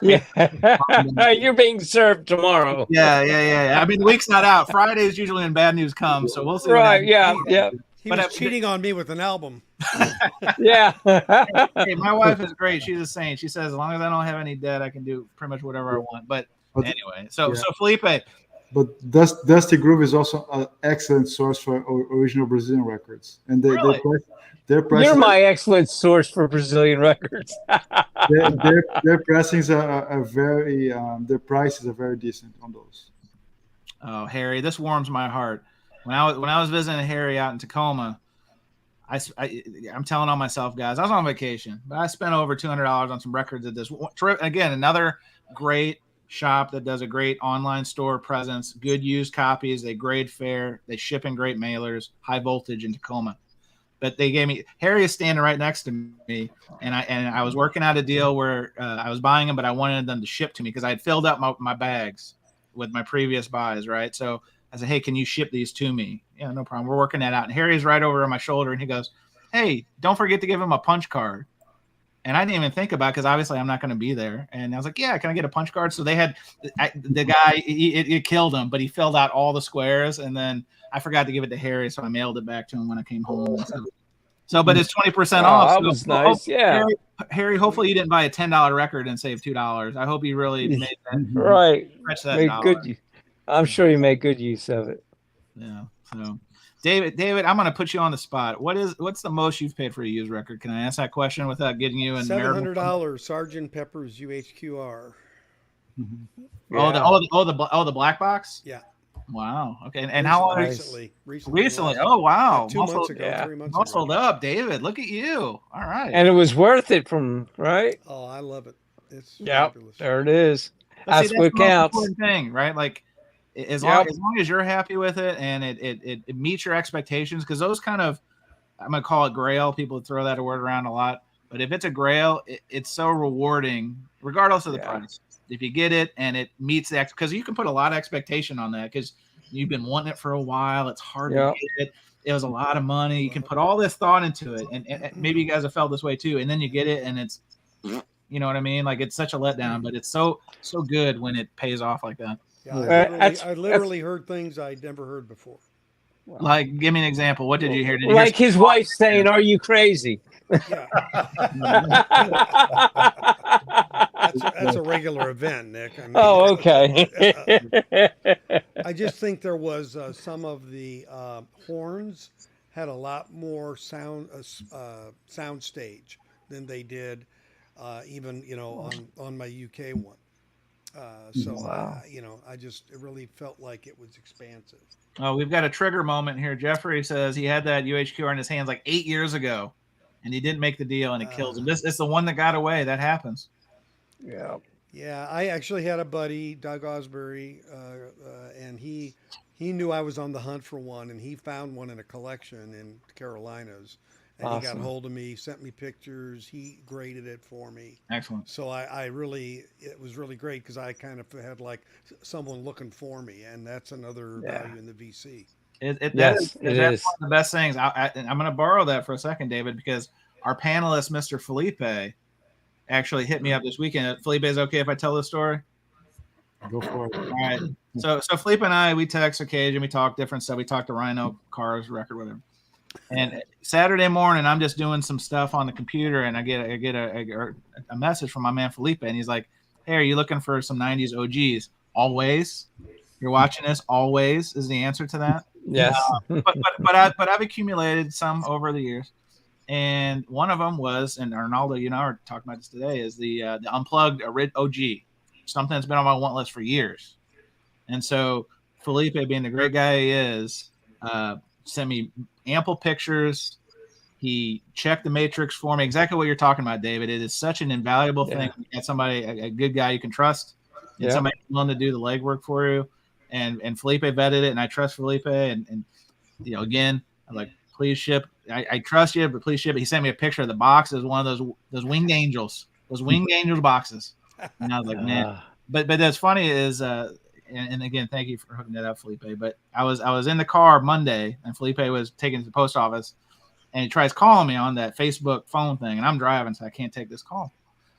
And so I text him, "Hey man, what's up?" I'm driving. He's like, the post office is saying your zip code doesn't exist. Is this common? I was like, you got to be shitting me. So I'm like, you know, my kid's in the car right next to me. He's blacked out. So I'm like, do I pull over in the middle of central Illinois and try to figure this out, or I trust Felipe? And Felipe, I even sent him the thing in my phone. I said, my phone is telling you it's this zip code. Anyway, he got it to work. Hopefully, it's supposed to deliver tomorrow, so we'll see. But Felipe, again, thanks for doing it. But to that point, one of the great things about this community of ours is that helping each other, and because I would do it for Felipe, I do it for any of you guys, honestly. Like, there was something I knew you're looking for, and that's what, like, when I go to Austin, like, I always ask, like, my buddies in the know, like, what do you want me to look out for, like grails, etc. Sometimes can't find them, but I tell you what, that is, you know, warts and all. I know there's a lot of drama sometimes in the vinyl community of ours, but by and large, there's a lot of great people, and a lot of great people who are willing to help. Even the people that are the biggest birds in the ass are very helpful in their own right. I'm just going to leave that there. But no, kidding aside, like, I think 99% of the community wants to help others in the community. And it's that 1%. You can ignore that 1%. Like, I even saw our friend, I saw our friend Mazzy. He took the bait, and he was fighting with that troll I saw today, that our what's his face, the parody guy. And I shouldn't say troll, I don't know him, but the parody guy, whatever. Davey or Marius? No, Davey, the other guy. Strange name. I think, But anyway, the point being is that outside of those little happenstance things, there's good people here. So anyway, absolutely, the pros outweigh the cons, I think, would be the yeah, for sure. I think it's like about appreciating, right, Chance? I mean, I have the double that came out a year or two ago, the Unplugged. I like that one. But, you know, I think Chance is going to like it better than I am. And already I was spending a lot of money at the store anyway. Now, is that the Clapton Unplugged you're talking about? No, this is Nirvana. Nirvana, yeah. Oh, Nirvana. Okay. Yeah. Okay. Yeah. Makes sense. Nice. I saw the thing on the wall. I immediately thought Chance might want it, you know. Yeah. And you're right. Chance did. You're right. Chance did want it. However, yes. And you passed on the original Rage Against the Machine in shrink that was still there. Did you get it? No. Oh no! I you're gonna hate me on this one, Felipe. I got an original sealed years ago at my local record show. $20. Yeah, I think that one was like $150 as well. Nice. But they're still cheaper than original Tim Maya record. Okay. Yeah. Good stuff. Arnaldo, have I ever asked you that question? What's the most you've spent on a record? Can I ask that? Trying to remember, a new or an old one? Just period. I'm gonna guess because those UHQRs now are like probably more than I would pay even for a used record. But what about your Smith stuff? Because you have an Expanse Smiths collection. I know you told the story once about that piece you saw at a show that you passed Yeah, on like that I 300 passed bills. on it. Yeah. And actually, I was actually trying to Track it down, weren't you? No, I was actually trying to make my background. So in case anyone sees this in the wild, please pick it up for me. Having a hard time. How do you change the background here? Good question. I Settings. think if you go to your settings, like do you have like the little three? Oh, here it is, symbols? virtual background. I think so. Yeah. And how do you select a picture? Yeah. Oh, wait, I got it. Oh, you just killed Nick. You just killed Nick. No, this Interference is there. testing it already. R.I.P. Nick. Come back to us from the afterlife. There you go. He Hold paid $3 for that background. on. Is that an original pressing? I'm just curious. Asking for a friend. Oh, Novice Nick is showing his original Black album. Cool. Caesar. Oh, that's funny. Oh, see. Oh, good call. Look at my man. Cesar and I will trade messages too about OGs and stuff. He knows I like that 90s juice. I love that 90s juice. Oh, Jazz Bums Mike. What about most expensive, including box sets? Now that's a little wrinkle that you kind of throw in there. Felipe, I can't figure it out. I'm sorry. I give up. Arnaldo, between the no homework and I'm putting you on the spot with this, what's going on over there? What's going on? There's some people that are so like well versed on changing and flipping around the background. They'll show Jason Rojas. Yes, Jason Rojas. Yeah, he's a wizard. So Felipe, can I pry? What is the most you've ever spent on? And since Jazz Bums Mike up the ante. So thinking about box set, the Bill Evans box set was $900. Thank you, PayPal credit. 6 months, no interest. What box set was it? The Bill Evans, 900. Oh, okay. Nick, where are you? That's, Nick, are you in the shadow realm? On a single record, I have a Blue Note that costs more than the UHQR Sgt. Peppers. It's a Blue Note 1573, John Jenkins, Kenny Burrell. There's only one reissue, the Music Matters and the OG, and then I finally got both. You got both. What the flex? Wow. Oh, the Music Matters still on the website available. I think it's very cheap, actually. It was the first Music Matters I bought, but the OG of that one is like in pristine shape. It's beautiful. And I paid, a healthy amount. A healthy amount. It was a healthy amount, but I love it. It's a record, and I see it. If I can have it, it's a piece of history. I like that. I'm going to be taking care of that. I care about that, and I think Ken Burns said very, very well when he talked about his Ken Burns jazz documentary. He said, perhaps in 200 years, America is going to be remembered by three things: the Constitution. There I am. Finish that point, Felipe. So Ken Burns said very, very nice, I think, when he was talking about his Ken Burns jazz documentary. He said, perhaps in 200 years from now, America is going to be remembered by three things: the Constitution, baseball, and jazz. Conveniently, three things he's made documentaries about. Yeah. What a show. Yeah. Oh my God. There was no baseball card trading documentary. But I think it's very compelling. I think it makes a lot of sense. So let me ask you this. Actually, David, you may know this off the top. Has that Bill Evans box, the one that they reissued, has that sold out yet? Because our man was saying, come and get it in January or before it sells out. But last I looked, April, I think it was still available. David, what say you? Yeah, it's still available. I mean, I've thought about it, but that's again, like as somebody who's Nick, I'm going to borrow your name. As someone who's a novice to jazz, like that, I'm not the buyer probably for that, and I've had to kind of walk that back. Yeah. So Jazz Bum Mike asked this question. I think I'm gonna answer from about the box set. I did pay $6 for the Weird Al Yankovic box set. I'm not ashamed to admit it. You know why? Because it came in a replica accordion, yes, and it also has titles that had never been pressed on vinyl before. But it was such a glory, and it's one of my prized possessions. It literally sits at the top of one of my record shelves, and that's one I don't think I'm gonna get rid of. I even have the Ozzy box. Yeah, but I bought it when it came out. I mean, I have pieces that are worth more than that probably now, but that one is like, to me, that one's irreplaceable. But all right, Wyoming Dave, same question. I know you usually find your stuff on the secondhand market. And I know Wyoming is bone dry. What would you say? Like, what's the most you, if you bought one, or most comfortable buying one? Well, a long time ago, I used to go to used record stores like in Denver, and I don't. Did you go to Wax Trax? Wax Trax has been there a while. Oh, the one downtown. Yeah, I was that one 2 times back in the 1990s. There's two. There's Wax Trax, and then further down there's Twist and Shout. Well, they had each have a Don's Disc store, but that's closed out. I can't remember. I'm sure I spent some money on high price on some used records, but not recently. So. Oh, to that point, so Jasmine Chris, he's saying don't. So you're saying don't buy the Bill Evans because David Bianco, my man, he's right on it. There it is. OJCs are coming. Hang on a second.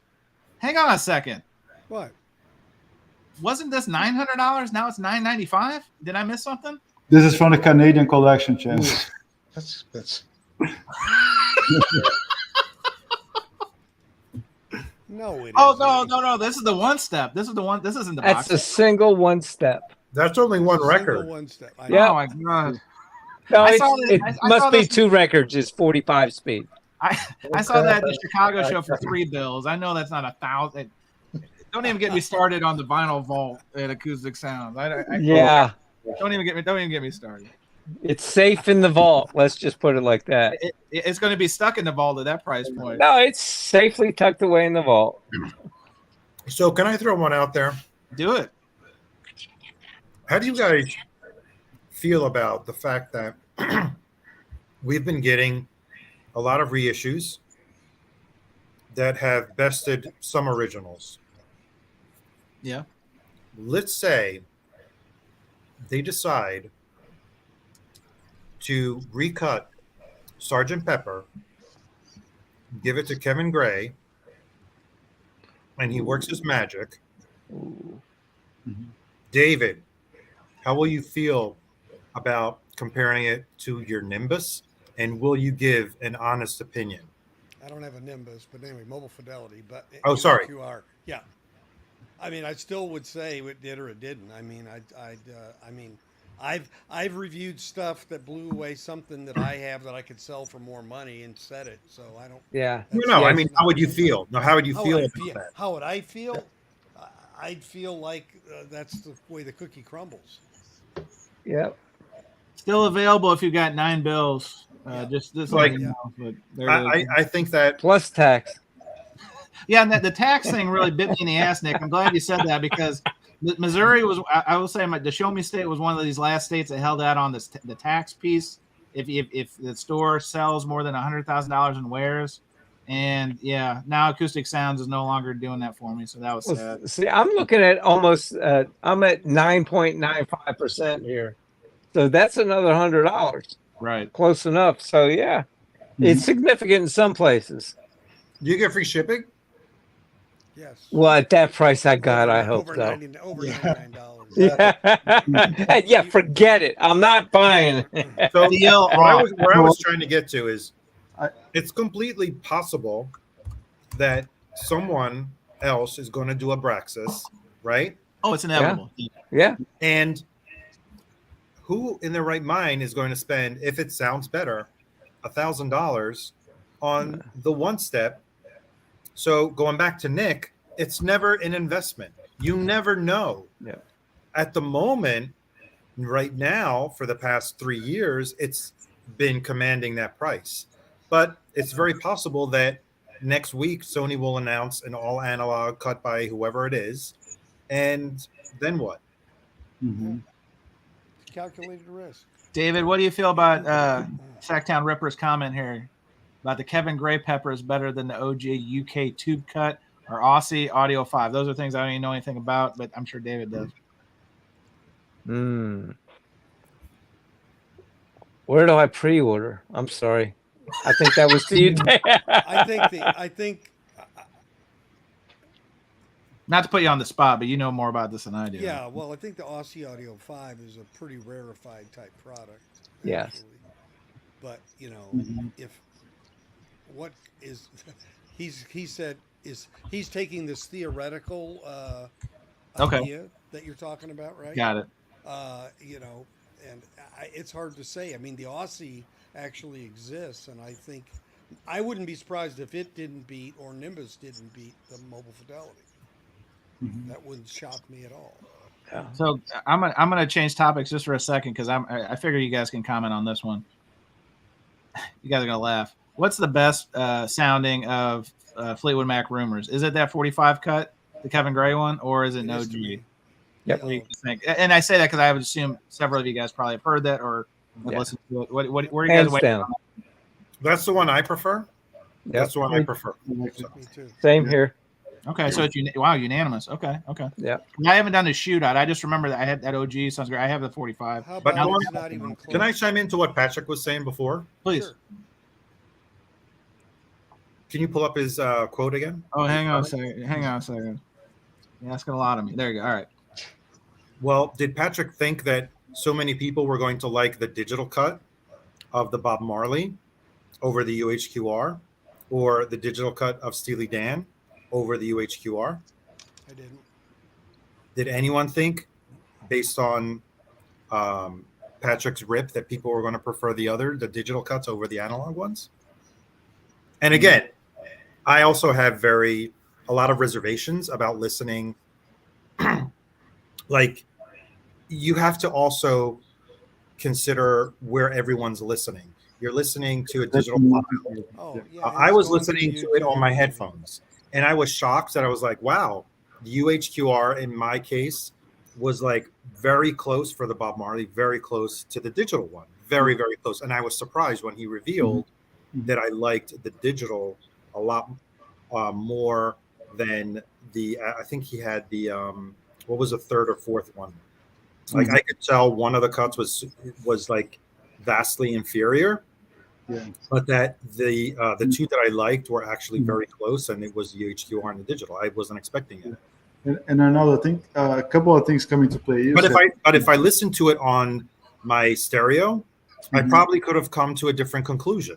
Exactly, because I mean, as you said, I think the gear is fundamental. The stereo has the room factor to start with. Yep. Every headphone has a different EQ intrinsic. Plus, it depends on the DAC that you're going to be running that through. I think there's so many components, but in general, yeah, digital lacks frequencies. That's everybody knows that, and doesn't matter how the streaming comes. It depends on how it's being from the streaming to your listening piece. So there's so many variants. I think there's a lot to fail in the middle. Plus, the source is not the greatest. I mean, theoretically, analog is always going to be fuller, complete. But, so a good isolated headphone with a good EQ and a good DAC, they can sound amazing. And then finally, the personal preference, which that's just a personal preference. There's no getting around that. Not to gang up on our friends in Salina or Selena. I haven't noticed this. Is this accurate? So now 100 is the new free shipping threshold? Yeah, that changed about a month ago. Yeah. Yep. Come on. What's happening? Is these institutions I was used to it was at 59. I forget. Well, 49. It was very easily to buy just one record.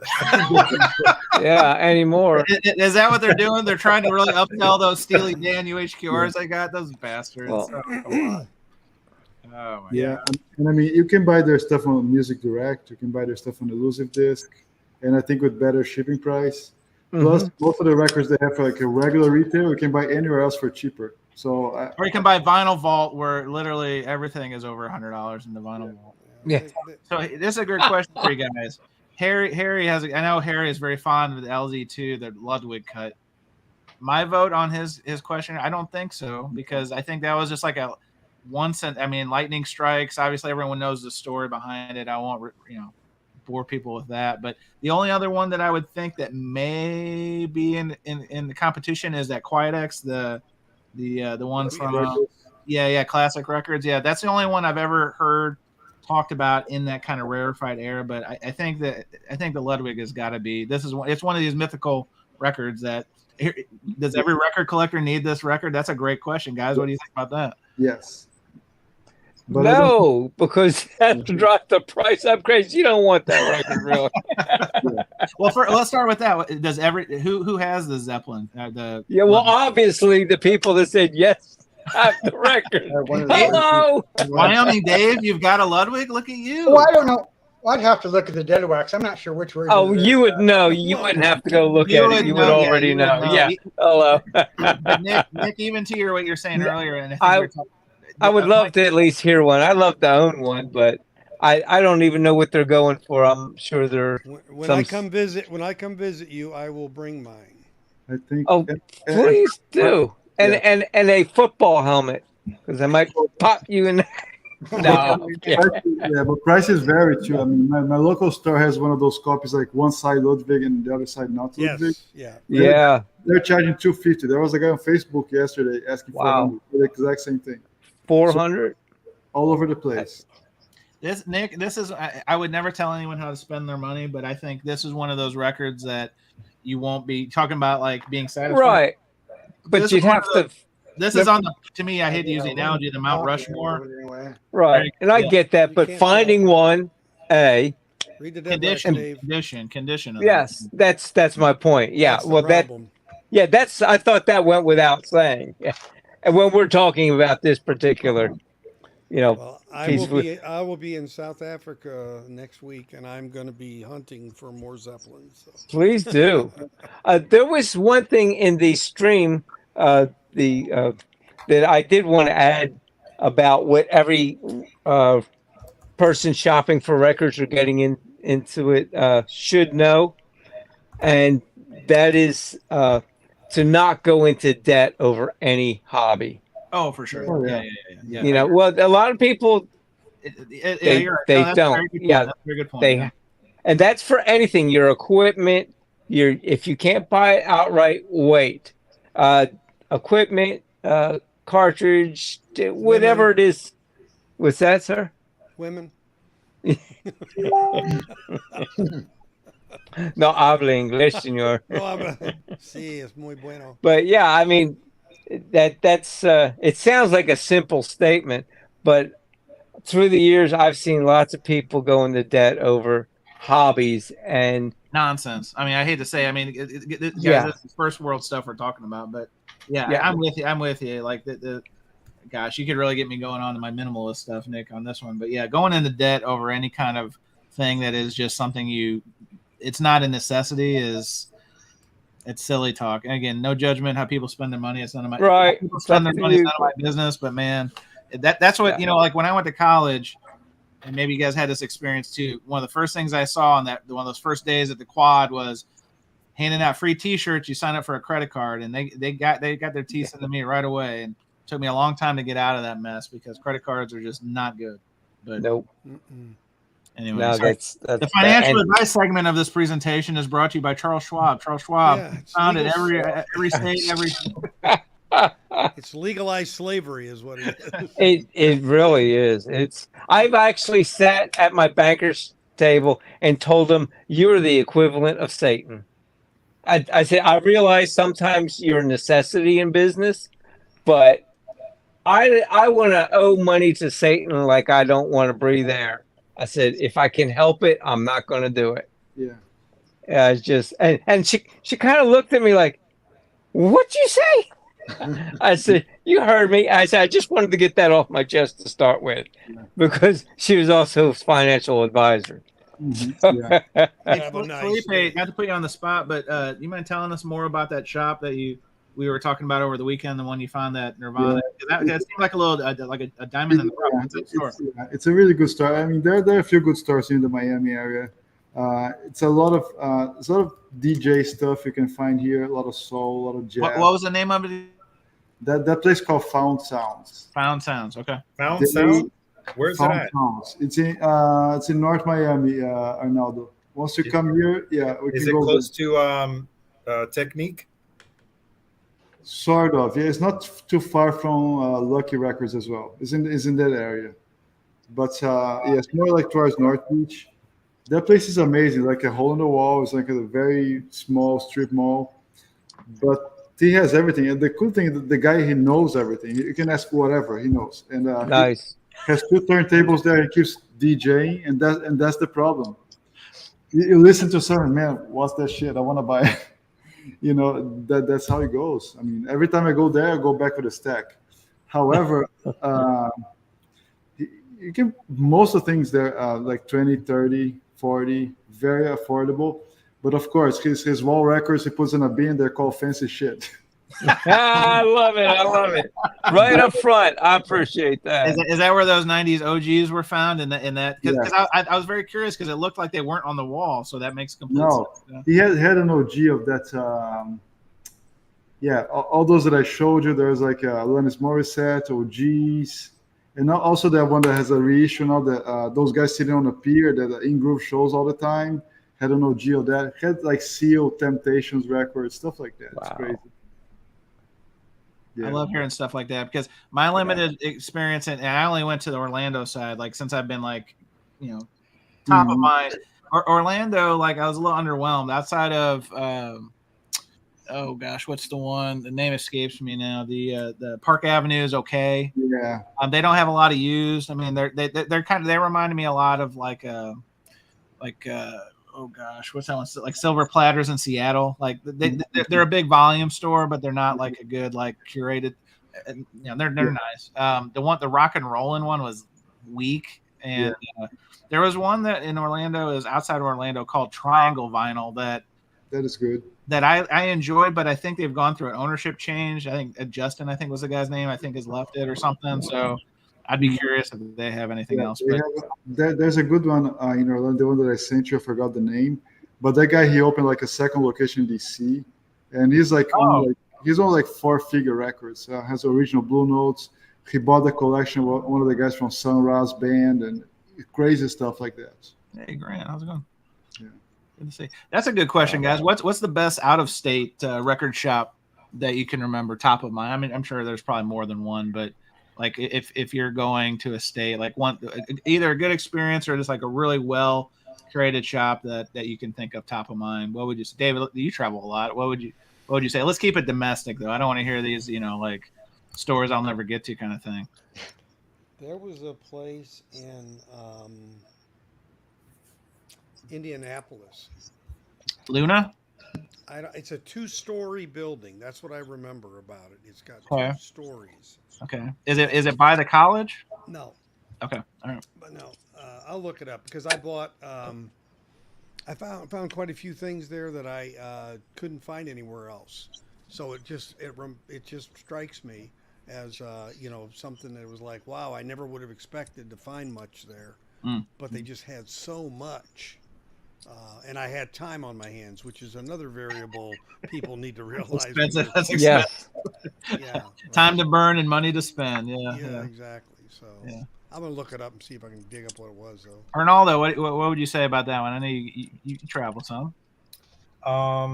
Yeah, well, I've traveled mostly to Miami, and Felipe knows all the shops down in Miami, probably more than me. But not Sweat Records. Felipe, you ever been to Sweat Records? Oh yes, they're good. They're good now because they were terrible when I visited them. Like they got 7-8 years ago. It seemed like it was a front for weed. Yeah. What's the problem with this place? No, they. Oh, sorry. Yeah.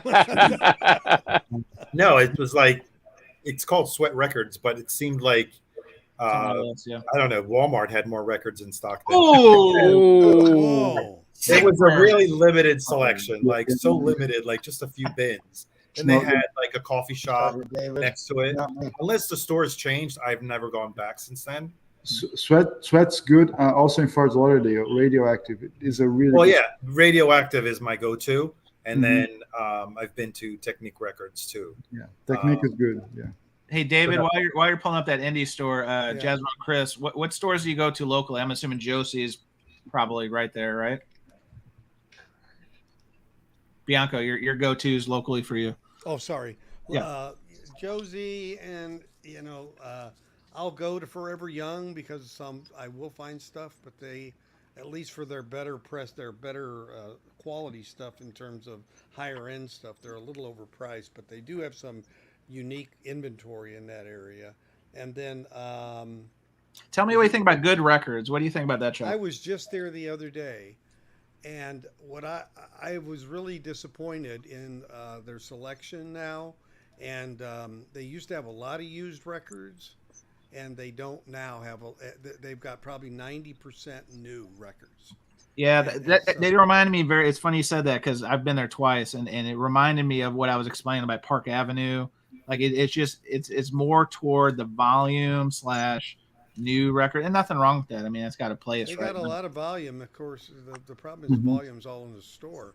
I Well, mean, they got new shipments coming in the boxes or in the back. I don't know what they're doing. Maybe they're selling a lot online. I don't know, but what about? Have you been? There was one I went to last time I was in Dallas proper. Spinster. yes, I think it's like a little indie shop. I don't want to jump to conclusion. I believe as a couple young ladies were running it. Maybe. What did you think about that shop? Uh, the stuff. I mean, what I thought for me. I mean, you probably in your age group probably you'd find more in there than I Sure. would, for example. But there's a place in McKinney called Red Zeppelin, and it's really good. A lady owns that. A couple, maybe it's two gals, but at least one Okay. that own that, and it's really good. Called Red Zeppelin. Forever Young. So they have lunatic prices. Is that accurate? Yeah, they can have. Yeah. Now, if you want to find something, I don't say rare, but harder to find, there's a good chance you're going to find it there, but you're going to pay a few bucks more. But I always do the math, and I go, well, if I go out looking for this somewhere else, I'm spending the gas. I'm spending Cost benefit analysis. Time, yeah. So, but they've got a special room for high end stuff or rarer stuff. For crazy people like us. For crazy people. But occasionally you'll find a good, like I found some DBX records in there that I wanted. And they were like $40, and I'm like, yeah, that beat Discogs. At least I got it in my hand. I can look at it. Nautilus, Right. yes. Yeah. Nice. Hey, Patrick's wanting to know the place outside of Fort Worth, Docks. Does that sound familiar? Yeah. Yeah, I think it is. Patrick, I don't spend a lot of time in Fort Worth, but I've heard of that one. Yep, I've heard of it. What's one? And I'm showing my ignorance here, David. But there's one that's outside. I think it's near Fort Worth. It's like a warehouse. I've heard of it. I'd have to look it up. But whenever I would Google best record stores in Texas, a very broad search, right? That one seemed to come up, and I had never heard of it, nor have I been to it, obviously. But it's like in the mid. I think is it near the airport? I'll look it up. Maybe I'll take that one offline with you. But okay. Apparently, it makes those lists. Like anytime I travel, I always like to look at those lists. And Sure. For whatever reason, it's on there. But I had never heard of it until recently. Now, this is a good one, Rockaway. So, what do you guys know about Rockaway? I'll let you start before I give you my thoughts on Rockaway. Anybody familiar with Rockaway Records out of LA? So my experience with them is only confined to the Austin Record Show, to be honest with you. But people I know out there kind of say the same thing. I think one, they've moved to only appointment only shopping, so you have to make an appointment. And two, they have some really like high end pieces. Yes, because they would bring them to Austin. But with those high end pieces came with some real high end prices, and that was kind of a drag. Well, Forever Young. Okay, that may be it. I had to look it up. So David, yeah, that one has a U-Haul place. Forever Young has a U-Haul store connected to it as well, and it's That may be what I'm thinking, like warehouse. Looks like a warehouse, but That may be where. Yeah, that's in Grand Prairie, Texas. Grand Prairie. Yeah. Next to Arlington. By the way, that store I Yes, was thinking of was in Lafayette, not Indy. I was struggling with that, but it's called JL Records in Lafayette. oh yeah, Jay. Okay. JL in Lafayette, Indiana. Sorry. Okay, because Lafayette's just 2 hours south. Yeah, no, wrong Lafayette. Thanks. Yeah, and I still haven't gotten there. Yeah. Jeez. Yeah, Harry knows what I'm talking about. Yeah, very high end. Very high end. But I recently found out, thank you, David had done a video where the silos are to a friend of his. They were having a car show. Armando, not Arnaldo. Armando. It's a true Armando. See, Arnaldo. That's where I get tricked up because I know I've spoken to Armando. Sorry, man. Oh, it's okay. So he ended his video on a pretty crazy record, and You may remember that. Whoa. Is that the westbound pressing? I believe it is. Oh, you've got to be shitting me, Nick. How much? $1? Yeah. That's Yep. my next question. What's that? Okay, no. all right, repress. Okay. Repress, yes. Yeah, because I found out that this is digital. It sounds great. It Really? does sound great. I did find out that, yes, and now I understand why your reaction.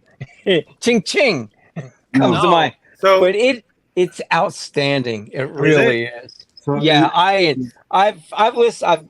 I got it 2 weeks ago. I have no time to listen to records. I had 6 others I had to get to. I've listened to this one 3 times. No wonder you not And listened to the albums I gave you. what? Yeah, well, I've listened to them, but this thing is just so good. It's so different and funky. I You know, and listen to every that. now I have that. I got every Is that- every I Funkadelic never record. heard that Maggot Brain before. Is that by the four beards group? Because I've always heard the four No, beards reissues are three terrible. men with beards. 3 men with beards. 3 okay. men with beard. no, Yeah. it's 3 or 4.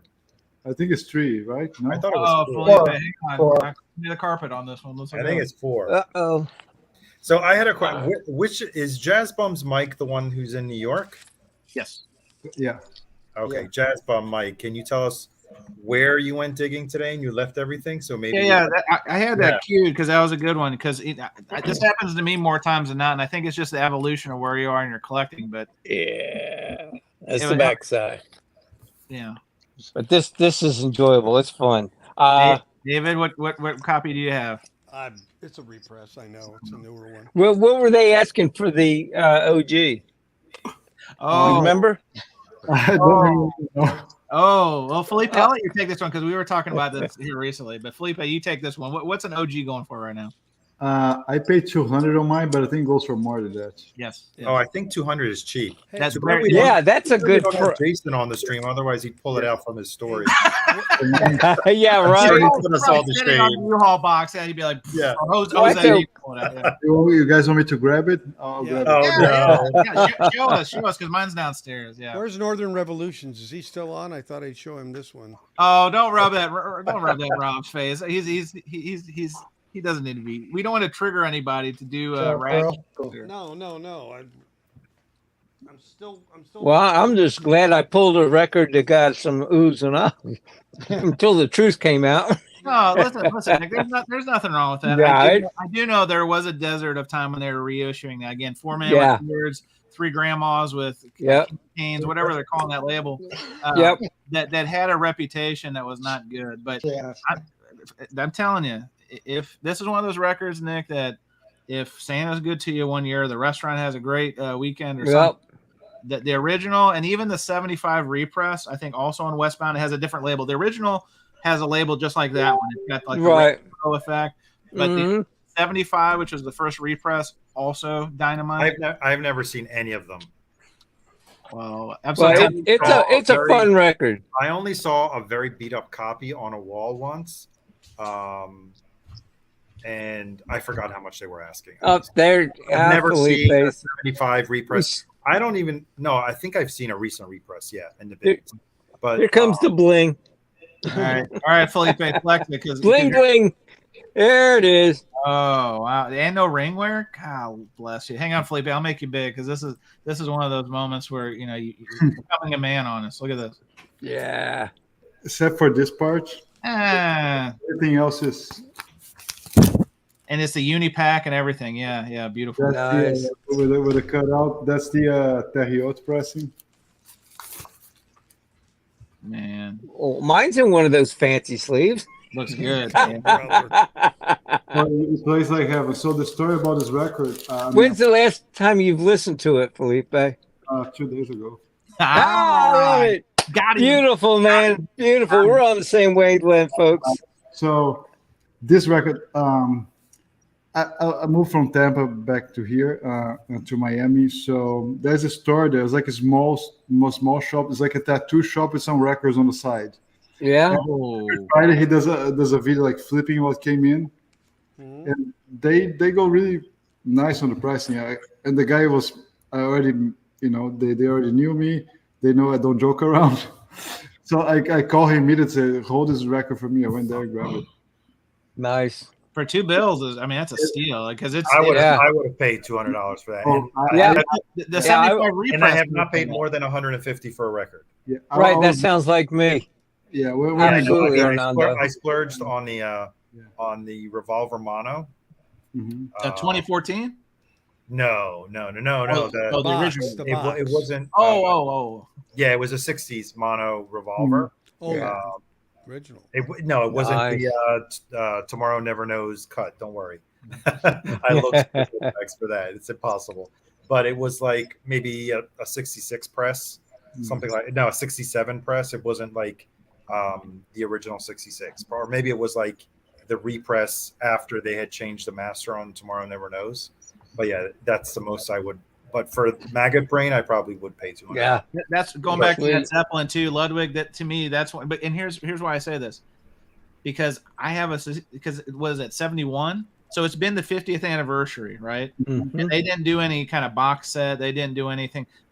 I have a feeling those tapes are lost to time, because if they're ever going to do any kind of pomp and circumstance release on that title alone, they would have done it a couple of years ago. Or hell, I'll give them 22 because of COVID. There was, and Linda Murphy and I were trading messages on about one time, because I think the tapes are lost. There's a reason why, like you said, Nick, these reissues are digital now. They're coming from digital because the tapes.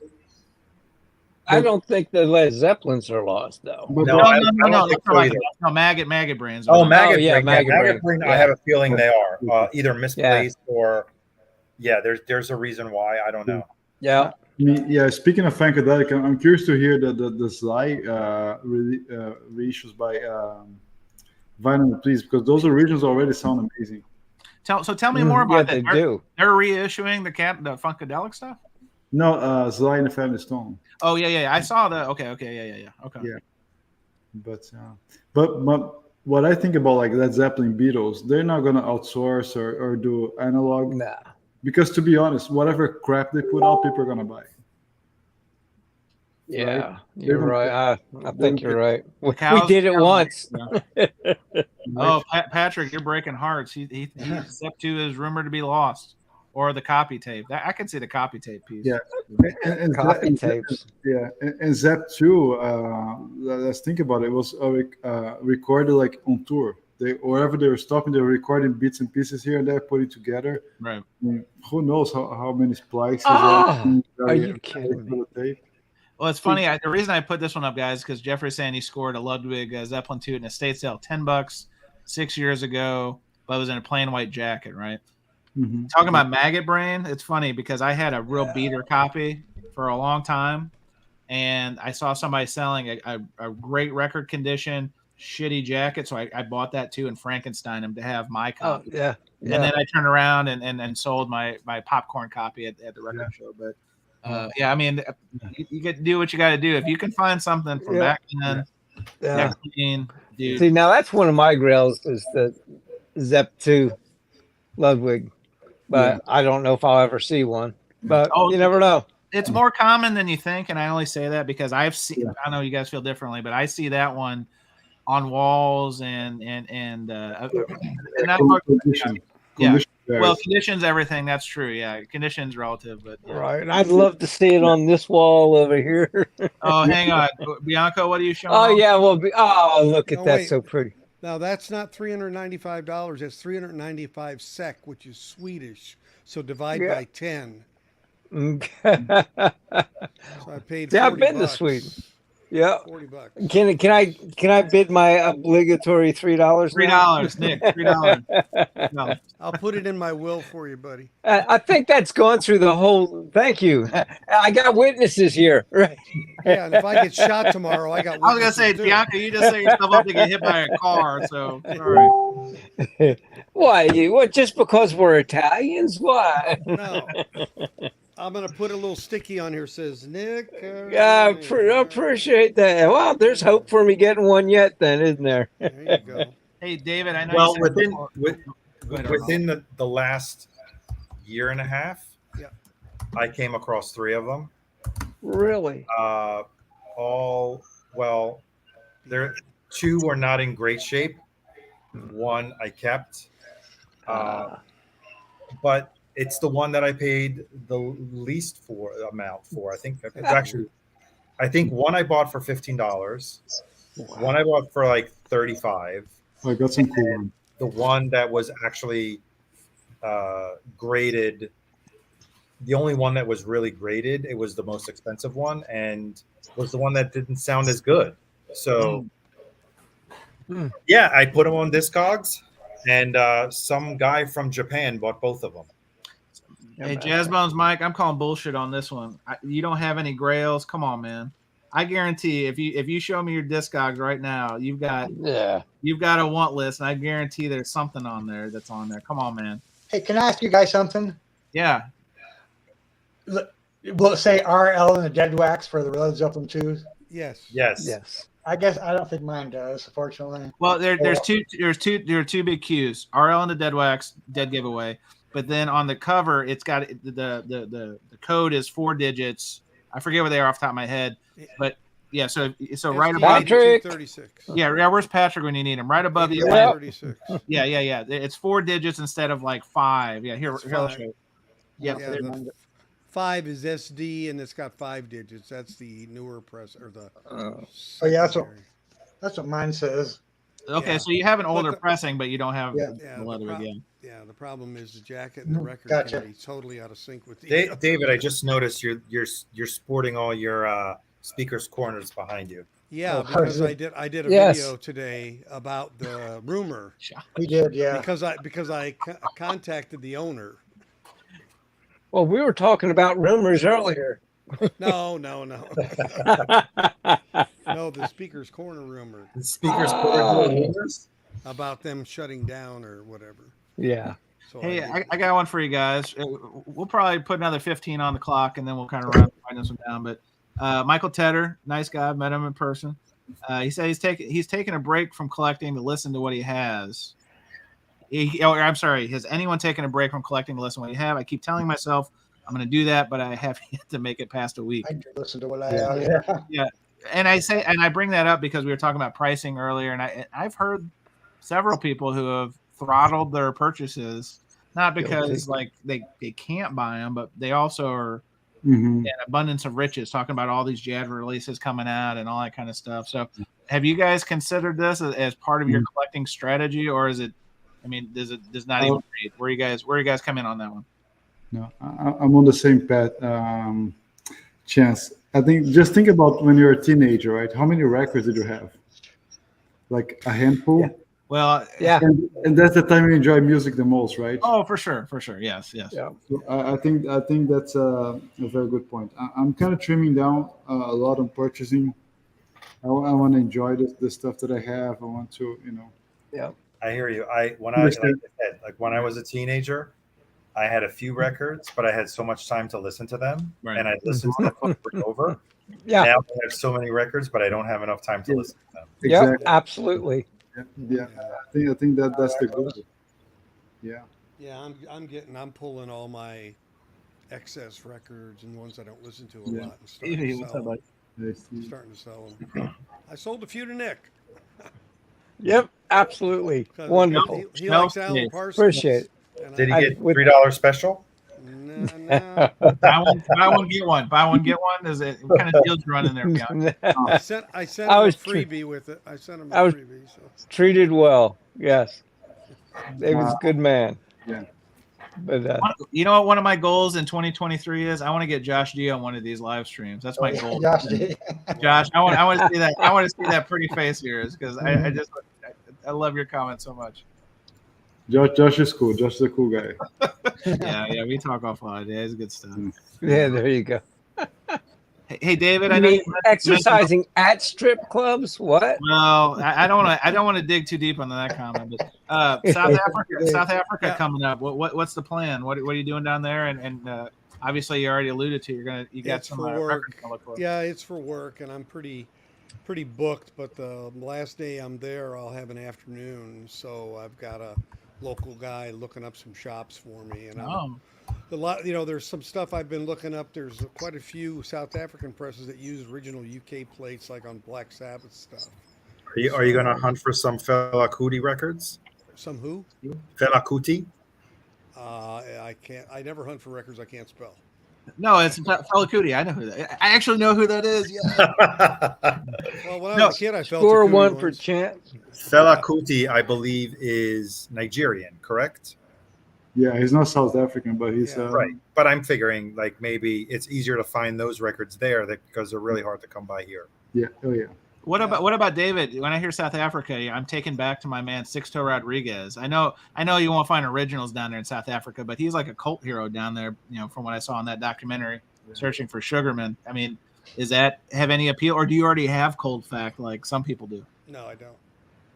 Does anyone else have Cold Fact? I know what it is, but I don't have. I know. Yeah. Guys, oh my god, you know the story, right? Sugarman. Oh, Yeah. all right. So pull up a seat around the campfire. This is a great story. The Cliff Notes version is just watch the 2013 documentary Searching for Sugarman. That I heard about. I haven't watched it. It's a great movie. You should watch it. Yeah. Great movie. I think it won the Academy Award that year for documentary. But the Cliff Notes version is a singer-songwriter out of Detroit, makes 2 albums, goes nowhere, fades into obscurity. Somehow the albums end up in South Africa and get into the right hands of some progressive young people who, you know, obviously apartheid was kind of going on around that time, and so there was a lot of young people really rallying around the messaging in the songs, even though he didn't write them about apartheid. It was kind of like an adoptive anthem, so much so that the government was censoring the music. When radio stations would have it, they would take the nail and they would literally nail through the vinyl so you couldn't play certain tracks, that kind of stuff. Anyway, so in South Africa, he was like, you know, famous for not being famous, but then also there was like these stories about him. There were stories that he had lit himself on fire and killed himself. Like there's all these kind of like, you know, like mystic, like what happened to the guy. Anyway, guy makes a documentary, tries finding him because he had heard the same stories. He's from South Africa, tracks him down. He's still in Detroit. He's like literally doing like masonry work. He's just a normal guy. Interesting story. And they said, do you know like how big of a deal you are in South Africa? Like, no idea. They flew him to South Africa, plays like a week of sold out like stadium shows. Wow. Like, and so it kind of relaunched his career to a degree. But at this point, you know, this is like, you know, like late 2008, 7, 6, something like that. I mean, he's like, you know, 60-something-year-old guy or whatever, and he's been broken down from doing hard labor all his life. So now he's got this second career, and I think that's when that's when Lita, Light in the Attic, repressed all of his catalog. They did Cold Fact, they did the second album, which name escapes me, but anyway, great story, and the songs are great. It's amazing. It's like amazing. It's a great story, and the music is really, really good. Those are reissues. If you can get the reissues, they're great. That's the guy that's on Sussex, right? In his originals? Yes, on Sussex. That's right. Yeah, and Dennis Bill Coffey. Withers. Dennis Coffey was the guitar player on his first album, Cold Fact. So great songs. Stream them if you've never heard his actual music. But his music is like, if I don't want to besmirch Bob Dylan, but this guy is like he had a real talent. And it's a shame that he never found that right lane. Like a lot of artists are lost to time, right? But it's a beautiful story that he got to see that people really enjoyed his music and had this like fervor of a following in South Africa that he would have never known had this guy not been curious to do this documentary and try to find him. Like, great story. Anyway. Wow. That is sorry, Jeffrey. Sorry. I basically told the whole movie, but it's and those are records. Yeah, gotta watch it. Yeah, you have to watch the documentary and get the reissues because the reissues are high quality. Lita did a really nice job with those, particularly if you get like the 2008 to 2012 reissues. Those are really good. Mm-hmm. Anyway, so Wyoming Dave, you've had to have heard of Sixto Rodriguez. Oh, yeah. No, I have not. Oh my gosh. I don't care how many toes the guy's got. You know, I just Sure have it. Good stuff. Good He's stuff. quite important guy. Yeah, he's good. So anyway, David, I'm sorry I cut you off talking about Sixto, but what other stuff are you going to be looking for down there? Do you have like? And you said you got a guy on the ground, but are you just looking for anything and anything? Yeah, I'm looking for anything and everything, but I do have a list of some, like I said, some UK plate stuff, and I definitely want to look at trying to find some of that stuff where the South African is actually, you know, a mimic of the actual UK releases. So, and I just saw a notice come up here. Let me look here. Is what record label is going out of business now, David? Kidding. This one came from Analog Productions. But anyway, I didn't.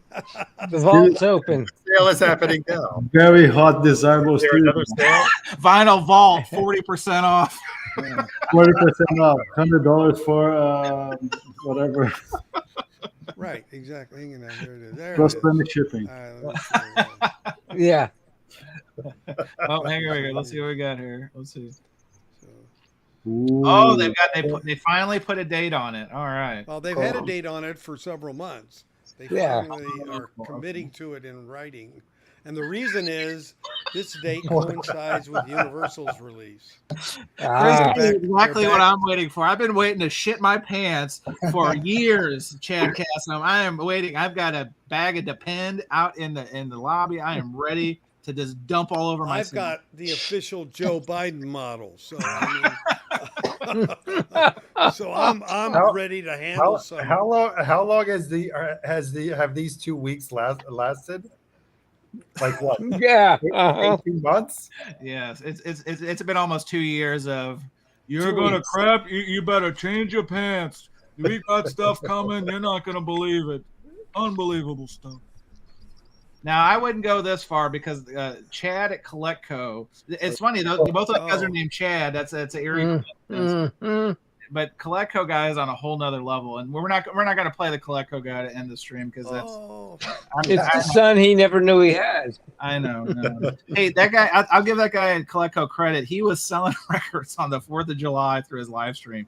Now that's either the art of the hustle, or my man needs to get a real hobby or get some people in his life, because he was selling them overpriced records on 4th of July, and then I was like, but I'm watching on 4th of July. What's sadder, me watching? Yeah. Exactly. Yeah, right. Look, he's going to do this for 3 years, and then we'll He's never see making him money, again and I'm just because he's making- going to retire to an island, right? Yeah. Hey, listen, he's a young man. He's like in his, I think, late 20s. Oh no, we don't want this. No. That joke, yeah. Anyway, all right, fellas, well, let's go and wind this one down. It was a really enjoyable stream. I really appreciate you guys, you noobs, for coming on and joining us. We had some. Thanks so much, Chad. It's great to talk to you guys.